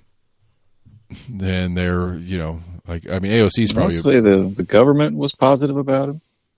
I think I saw something that, like, Obama never came out in support of him or something. Or other, just kind of like major Democratic people didn't come out in support of him. Cory Booker wouldn't support him. And Cory Booker, most of Cory Booker's district is the city of New York. I think it's Cory Booker. Might be mixing up different people, but... I mean, like Chuck Schumer, who is a senator from the state, wouldn't endorse him, even though he won the primary. Right. Yeah. Yeah, but Schumer's get to the point where he's not as well liked within Democrats in general, anyway. Maybe he should have. If he didn't like him, he should have actually supported him, because that would have maybe helped him lose. Possibly. You guys hate me, so I endorse the guy that I hate too. Yeah. At least Pelosi came out and said she wasn't going to run again. Thank Jesus. Apparently her daughter's eyeing a campaign for that seat, though. So nepotism works. Goodness. In California, as long as we have a lady or whatever passed. Yeah, as long as we have a lady Pelosi representing San Francisco, I'm happy. Yeah. I mean, I thought we had it bad with like a supermajority. I think with this passing, California goes, I don't know how many on the Democratic side, but I want to say it went down to like 9 seats in total for like the California House. The California House, from or like 20 or something like that down to 9. Or the something federal crazy. House from California. Yeah. Not Democrat, Republican seats. Right. Yeah. Which was another one apparently that I think that's one of the other takeaways. Well, I think it changes the state makeup as well with you essentially moving those districts. I don't think they're the same. I mean, they're not the same. I mean, if Tennessee redistricted the federal House, because Burchett doesn't line up evenly with anybody in the state of Tennessee House. Our House reps are we have way more House reps in the state House than we do the federal House. That might be interesting. Why doesn't our state Senate match our federal House seats? That'd be fun. I thought I saw something about it. Them already being a Democratic supermajority in the state House, and it was going to get even worse because of this Prop 50 of right. Which you can't get mad at the Democrats for doing it when the Republicans are doing it in Texas. What, Kentucky? What other state were they working on? I think Indiana's talking about doing it. There's been a couple other states with the California one happening. It already it already kind of moots the point. Anything that Texas does is overwhelmed by what California just did. No, I want to say it pretty much equaled it out. Because I think their main California's main goal was to essentially try to void out what Texas just did. Right. Trump's out there trying 9 seats or something like that they were trying to kind of counterbalance. Right. And I think the filibuster chat from the Trump side is an interesting one. Oh, I remember what I was going to talk about, commission. Nice. Sorry. Your brain works. My brain works. It all happens. The Commission Rules Committee had their regular meeting, and they are changing the rule to explicitly state that all proclamations from the county commission must be concerning local businesses, groups, or individuals. No national figures are permitted if they don't have direct local ties of residency or operations. Huh. So the Charlie Kirk thing has done its job by ruining any future version of anybody trying to do anything similar. Anyway, apologize. Going back to what we were talking about. Yeah, I don't know. It's a shit show. I get it. I can't get mad at California for doing it because it was a explicit political move on the Republicans using Texas and its mass to try to sway the balance of the federal House. Yeah, I mean, a lot of it's in a battle, pretty much, for next year. Yeah, I mean, the midterms are this midterm's going to be huge next year. I mean, it's good. Like, I mean, I don't know. Like, do you want to talk about crazy? Like the crazy world we're living in right now. You and I are sitting here and we can talk about our gas prices and our trips to the grocery store and how much it costs just to survive as a normal human being. What kind of numbers, like realistically? I mean, they've said it before, but like what kind of numbers of dollars spent in elections, right, in politics? It's fucking crazy. Right. Like, it's crazy. I mean, you've got, I can't remember what it was. It's been a minute. You've got Larson J. and a couple other people. Like, I don't know where Betsy Henderson is at yet, but like, you got Larson J. who's already got 6 figures in his mayoral run campaign account. I mean, even if but I wonder how much of that is coming from, a small group of people. It is, but it's much more of the population of haves, and not necessarily from the population of have-nots. Like, but that's fine. But my point is, what planet are we living on, where, like, I'm not a tax the rich person, but it's like, because I mean, I don't know, like I have a hard time believing that there's not some ROI in your head when you're donating to a campaign. You know what I'm saying? Like if you're, again, I apologize, Randy Boyd. I don't mean to pick on you. You're just a generic one that's easy to talk about. Randy Boyd's I'm curious to think to if somebody's ever done the math on how much annually Randy Boyd pays into politics. Right. Not for his own campaign when he was running for governor, not for anything, but either directly from his bank account to people running for office, his bank account to political committees, whether it's the Knox County Republican Party, to some particular PAC that's doing this, that, or the other, through his businesses and his businesses donating to different people and things. Like, how much money is this guy spending on this stuff? And he's just he's small potatoes in the grand scheme of things. And it's like, if you want to give your money away, maybe that's I don't know, if you're going to give your money away, let's put it away to, like, give it away to good stuff. Give it away to Carm. I don't like Carm, but you know what I'm saying? Like, put it in a homeless group, put it in you made all your money off of the invisible fence thing, right? So, put it all in Young Williams and animal shelters. Instead of donating to every candidate that walks up and says something, but that you need, I can't remember what it was. Like Scott or Jesse had mentioned it in one of their shows a couple of years ago, or I guess it's in the Compass show a couple of years ago. But like, I can't remember what it's like. If you want to run for mayor in Knox County, you've got to get into 7 figures. You've got to be confident that you can bring in 7 figures in donations.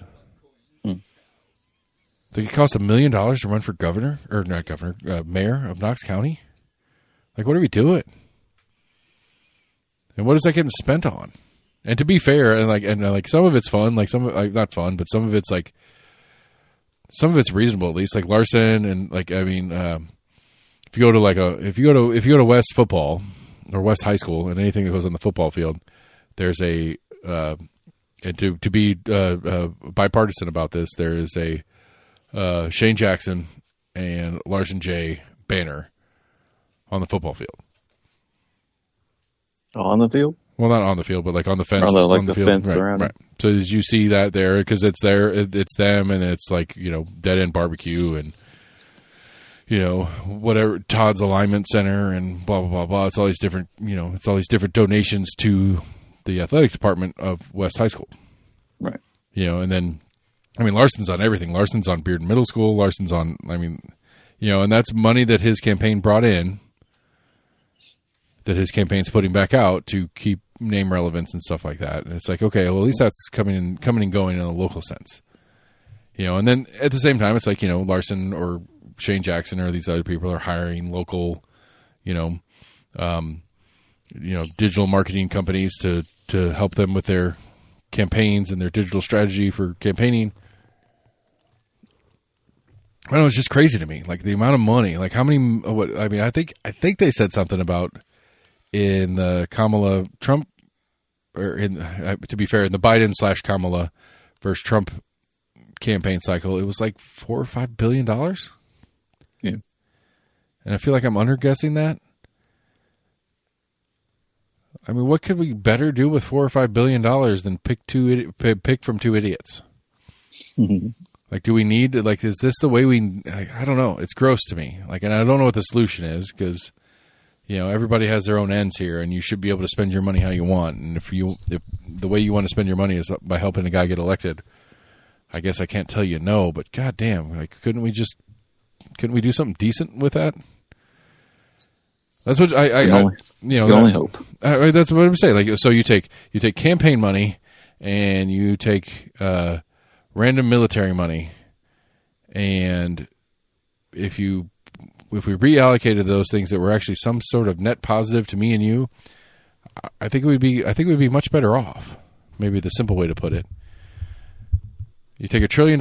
You take $1 trillion out of the military budget, and you take a couple $100 billion out of campaigning in general, and you put that into some sort of fund where we make humanity a better place, the United States just a general better place to be.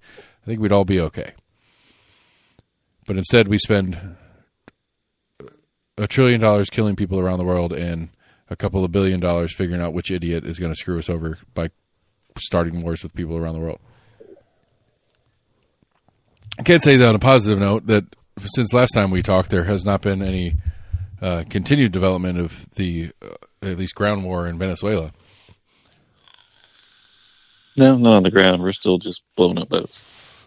Just so fucking crazy. Like this, I mean, it's fucking crazy. What are we doing?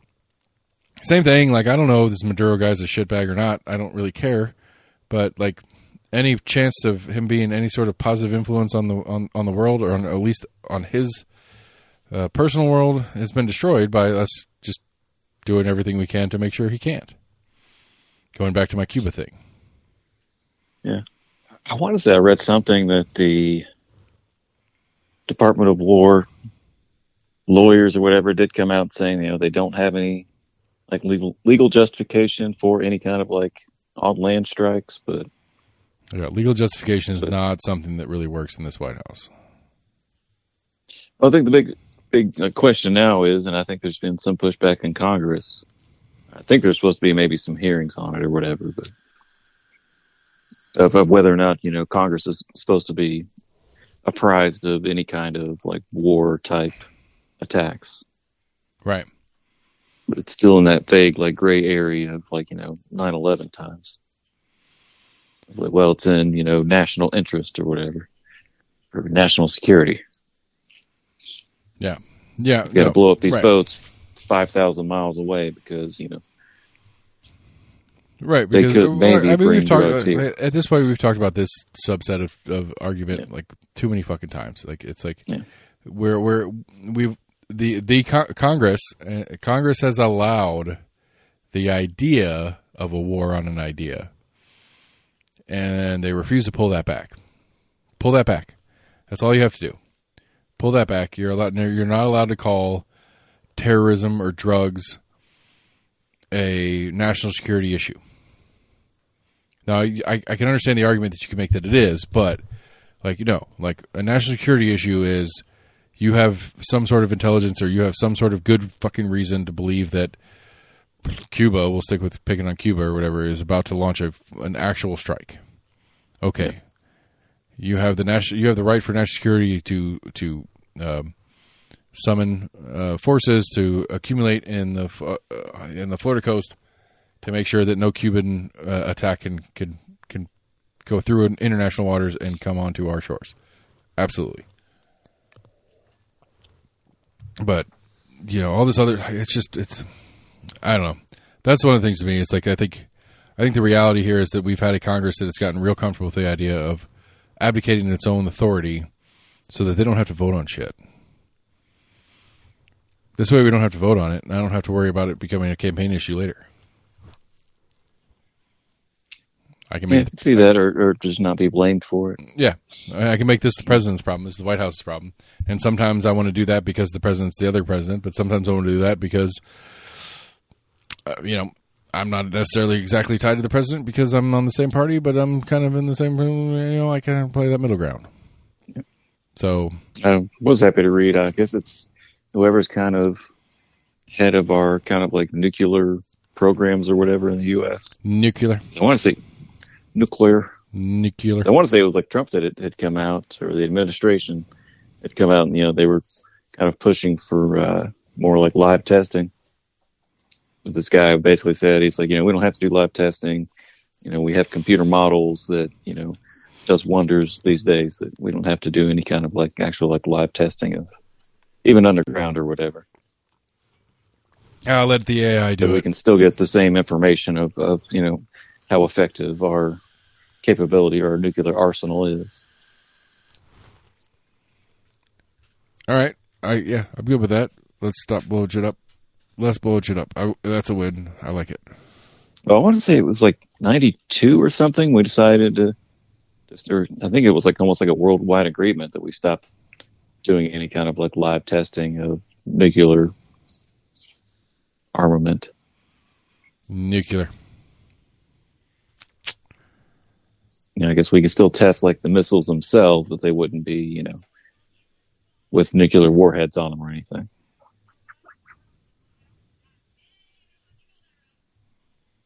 We're not sending shit, we're not blowing up South Pacific Islands just to see like what happens when we blow something up.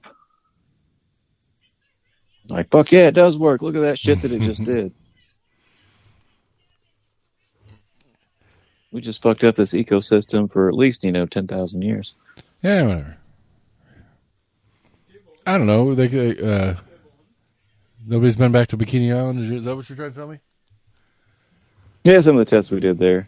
Apparently we have a site in like Nevada or Arizona. It's like an underground kind of like bunker space where we were doing some like underground testing basically for a little while. Yeah. You ever seen any video of that Russia did? I want to say it was like the 60s or 70s. It was called like the Tsar Bomba or whatever. It was actually like I want to say it's like the biggest nuclear thing like ever exploded. That they like dropped out of a plane and like blew up in the sky over like Siberia. No, I've not seen any video of that. It sounds disgusting. It's pretty crazy. I don't know how like irradiated the pilots got. They very much like dropped it and probably had like 30 seconds to try to like fly as far away from it that they could. Yeah, but they're Russians. Nobody like Russia doesn't care about Russians. I mean, America doesn't care about Americans either. I mean, in that same time frame was the my favorite, the malaria mosquitoes bombs. It's probably running about that same time frame. Oh yeah, love that shit. Love it. I can't like. I mean, I like. There is part of me that's like that's fun. Like it's actually kind of fun, but it's also gross. Like it is kind of. Yeah, it's science. Fun. Well, I mean, it's just like, yeah, I mean, and to be fair, there has been some, like, great advances in the positive side of stuff through war tech. I mean, healthcare being, like, there's tons of healthcare stuff. Like plastic surgery, and there's lots of stuff in the healthcare realm that is 100% much further advanced because we were busy killing people around the world. And I don't know. I guess the net does the positive outweigh the negative of how we got there? I don't know. But I mean, like understanding the physics and stuff like that does a lot. I mean, has done a lot. The physics of nuclear weapons and the physics of intercontinental ballistic missiles. I do find that kind of gross, though, if you think about it. Like the space, like the world space programs. It's not just the U.S.'s. The world space programs are really just figuring out how to get nuclear bombs to other places around the world. That's really the core intent. Yeah, it was kind of the crux of it. Yeah, the core intent there was always, how do we kill Russians? You guys figured out how to. Well, it started out pretty much with Germany sending rocket missiles to bomb London. Yep. Yeah. We're like, oh, you guys figured out rockets? Like, huh? That's cool. Yes. You were terrible. Can we aim them like straight up and like do like some bigger stuff, and, like go way up high in the sky? You did some terrible Nazi shit, but we're going to look the other way if you come over here and help us figure out how to deal with that. Yeah. Yeah, Wernher von Braun is maybe my favorite, maybe one of my favorite characters in U.S. history. And I get it. Like, I actually get it. And I'm not too mad about it. But it's also gross. Yeah. Like, you talk about, like, owning parts of your history. It's like, okay, I can own that. Like, I could consciously own that part of our history. It's like, okay, I get it. Like, it makes sense. It's gross. But we have Velcro now. Like we've got dehydrated ice cream.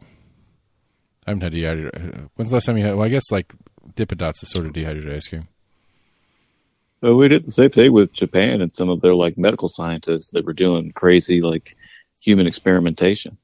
Yeah. In order just to advance our own studies. Yeah. You take the best you can out of the bad. I can get on board with that. It's gross, but like I could stomach that. It's like, okay, you did some fucked up shit. Some real fucked up shit. But we also learned some cool stuff. I mean, that's one of the things, Benjamin Franklin, there's kind of a, what do you call it? A little bit of a conspiracy theory that Benjamin Franklin was a serial killer. Have you heard that one? No, I don't think so. Apparently some flat that he had rented in London for a period of time,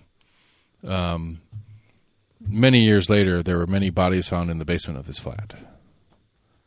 And the conspiracy theory is that he was doing experiments, like he was either getting like, grave robbers. Like, I mean, that part of gross history, like that's a known is that like there were doctors paying people to go grave rob so they could do autopsies just to learn more about how the human body works. Yeah, I did see something about that. I think the program I saw leaned more towards like grave robbers. I don't know if it was him doing experimentations or if he was funding doctors to do it or something. Right. I don't know. Yeah. Anyway, but like that whole thing, like that whole part of things, it's like, like where's the line where curiosity about trying to understand bigger, but like I don't know. That's a lot of things. I guess it's like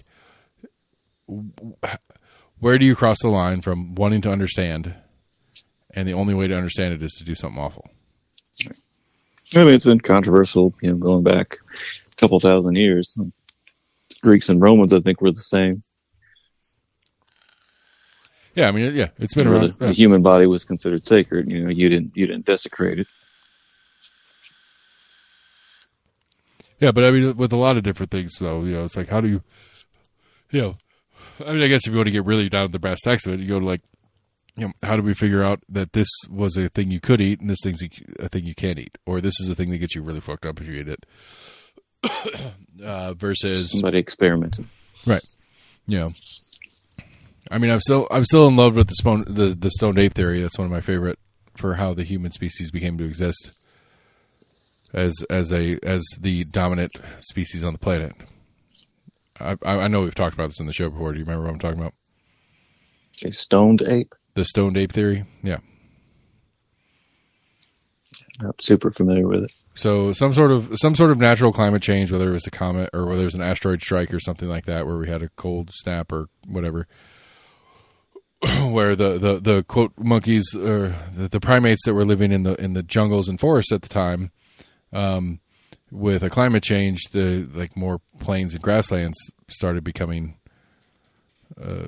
started eating up the jungles because of the climate change kind of thing. And so you're you're some sort of hungry monkey climbing around the trees, and your tree cover is diminishing, and you have these more grasslands, and you have these large, whatever animals, bison, cow type animals out there pooping in the fields, and on their poop is growing mushrooms, and you're going out there and eating those mushrooms, and you get real messed up on the mushrooms, and that's what grew the human brain. Huh. That's the generics of the theory.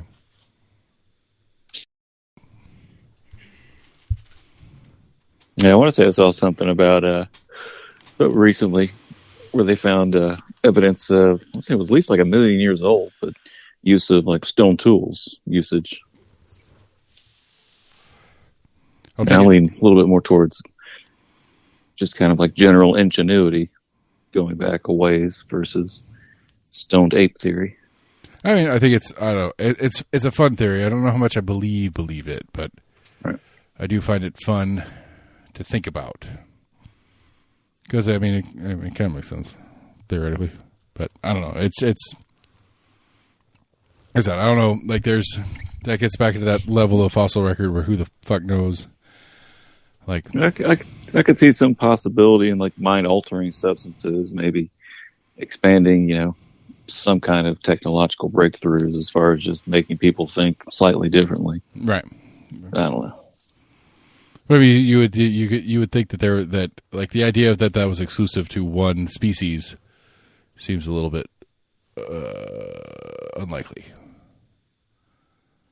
You know what I'm saying? Like I feel like yeah, but I think we had different technologies that popped up in different places around the world. Yeah. Because of what was around them, etc. True that. I can't remember what civilization it was, but apparently they had Iron Age weapons while everyone else still already had bronze. They had already done that next leap, hundreds of years or whatever before other civilizations. Yeah. Just because of, I guess, the metals that they had around them. Right. They already figured out, metallurgy of mixing certain things together to make this or that. You had for the longest time, I think it was like Switzerland or Austria or whatever that had a lot of salt mines. So presumably, they had the ability to preserve meats before other places and make shit tons of money, and lots of trade off of having access to salts. Yeah. All right. Well, we're getting to the tail end of this thing. Before we get into the news of the weird, taking bets on whether school gets called off Monday. For Monday or Tuesday. Being cold? They're talking about flurries too. Not here. I don't know. I thought I saw it was they were saying higher elevations. Yeah. Plateau and mountains. They were saying maybe we might see some flurries down here in the valley, but probably not much. It's supposed to get pretty fucking cold pretty quick though. Yeah, I think until Tuesday or something. I don't know. Yeah. The way I saw what I thought I saw earlier when I was looking at it was tomorrow, Sunday, today for you guys listening, because I'm going to release this now and it's almost midnight anyway. Is that it's pretty chilly right now. It's probably upper 40s, lower 50s right now, and it's just going to continue dropping. And the sun's going to come tomorrow, and it's going to get colder. Yeah, my aunt from Florida was visiting her daughter in Western North Carolina. She wasn't too thrilled about it, how cold it was going to be. Go back to Florida, old lady. Does not like the cold. Does not like the cold. All right, let's pack a jacket. Let's get weird and and then we go bundle up.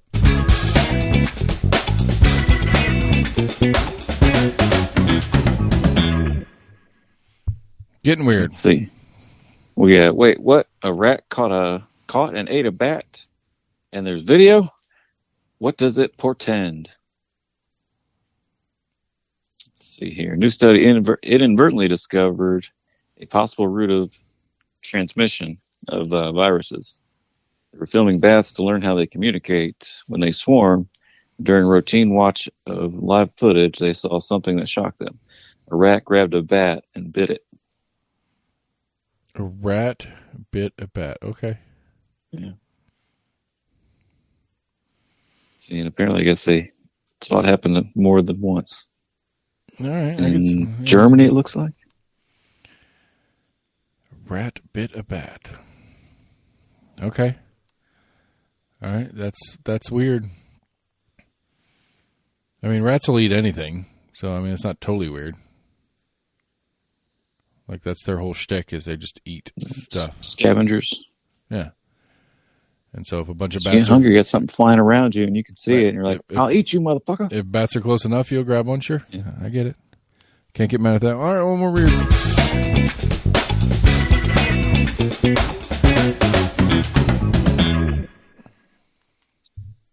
see here. We were talking about history. We've got all roads in ancient Rome stretch far longer than previously known, study shows. Okay. Roads stretch 50% longer than previously known. To where? What are we talking? I'm so confused. All roads in Rome? Right, all roads lead to Rome. Let's see. For 5 years, a team of archaeologists come through historical records, ancient journals, locations, milestones, and other archival data. Let's see here. Ancient accounts hinted at lost roads in certain areas. Researchers analyzed the terrain and above to spot subtle traces, things like faint differences in vegetation, blah, blah, blah. Let's see here. Archaeology, check. It becomes a massive game of connecting the dots on a continental scale. I mean, so basically like highways from the Roman Empire. Yeah, I mean, like they went all the way to. I mean, obviously they didn't cross the channel. Far and wide, and apparently they realized that they actually stretched on average about 50% further than they had previously thought. Interesting, because I'm pretty sure I don't know where they. I don't know where they thought they ended because, like, they went on for fuck ever all over the place. I mean, like researchers previously tallied the extent of roads at covering about 117,000 miles. The new work shows nearly 186,000 miles. Okay, so it's not necessarily they went further per se; it's that they found more connecting roads and intersection kind of stuff. Yeah, I think I did mention that there's a lot more secondary roads. Okay, because I was about to say, like, they go from from Rome proper all the way to Scotland, with a minor pause across the channel. They go way up into Germany. They'll travel from Spain to Syria. Right. And then, I mean, theoretically, you can cross the Mediterranean, you can get there into, you can get to big chunks like through Egypt and all that kind of shit. Yeah, it's on ancient roads in North Africa. Yeah. Okay, so they just found more action. Okay, I get it. I'm down with it. I understand it. So, good for them. Way to go. More Roman roads. There's no reason not to have more Roman roads. Roman engineering. It's still crazy to think about, the stuff they figured out, like how to angle, basically like the what do you call it? Aqueducts, right? Like just right to give water pressure to like a whole city, but also enough water pressure to have like fountains and shit. Yep. And have hot and cold water. Yep. So they were, getting slowly lead poisoned, but. Right. They figured out like the 2 degrees they need to make. Yeah, but lead poison, like eventual lead poisoning, as opposed to drinking stagnant gross water that kills you this week. Yeah, it's a fair trade. I think I did see something on that recently of basically like underwater like cisterns almost that were so water when they came in could go into this large like cavernous room. Where all the settlement, had time to kind of like settle down to where the fresher water that was on top was able to keep going through the system. Yeah. Settlement. You said settlement, like they're settling down to start a city. Sediments. Yeah. Yeah. Oh, I mean, no, like they're right. Their aqua engineering was phenomenal. Their engineering in general was phenomenal. I was thinking like the dark, what we call the Dark Ages, is a very interesting like period in time. Because a lot of historians have pushed back on that, and they're like, it wasn't that dark. Like we still had very much, I guess maybe less so in comparison to like the Renaissance, but you still had a lot of technological breakthroughs during the Dark Ages. But the difference being is like there were places that were within the Roman Empire that had forgotten how to do stuff for 500-700 years or whatever it was. Before they started doing stuff like that again. Like there were Roman buildings standing and the population around them couldn't figure out how to build another one next to it. Yeah. I want to say there's like some kind of like crazy like Roman cement that even to this day, we haven't quite figured out exactly the Yep. consistency of it or how they made it. Yep. I mean, there are sections of the Roman road that are still functional. Right. Like you go They walk have on the it. perfect grooves that fit, most quote unquote standardized, like parts or whatever. You can go walk on it out. I mean, like that. Like I can't remember. I think it's a Micro. One of his podcasts, he talks about it. It's like the joke of his episode is basically like, do you have any idea how important the width of a horse's ass is to the world? The width of a horse's ass. Huh.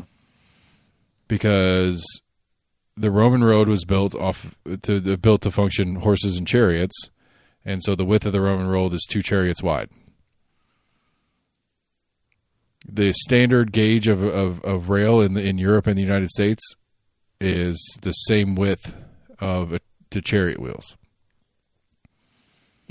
Our roads that we're used to now have actually gotten a little bit wider since, but like our cars are built around the same format. Like it's all like a ratio of that idea, and it's all based on the idea that a horse's ass has to be. You have to have the bridle and all the different what do you call it? Like I don't know, whatever the bars are that go from the chariot to the horse. Yeah. Have to be wider than the horse's ass. And they learned that when you were building something with wheels to go behind a horse, you wanted the wheels to sit just wider than those bars. And so, like, literally, you go to the train tracks right now, from track to track, that is the width of a standard Roman chariot based off of a horse's butt. And that's been around since, I don't know, what was it, the 5th century BC, something like that? Yeah, but I want to say during the Civil War, there was a difference between, like, the northern railroads and the southern railroads. Yeah, it wasn't exact, but right. Generally speaking, it was on that sense. All right, that's a wrap. You got anything else for friend? Nah, I don't think so. I had something before we had the interference with the children, but I forgot it. So anyway. All right, that's the show. Thanks for hanging out, buddy. I missed you yesterday. The timing was timing. That storm was crazy.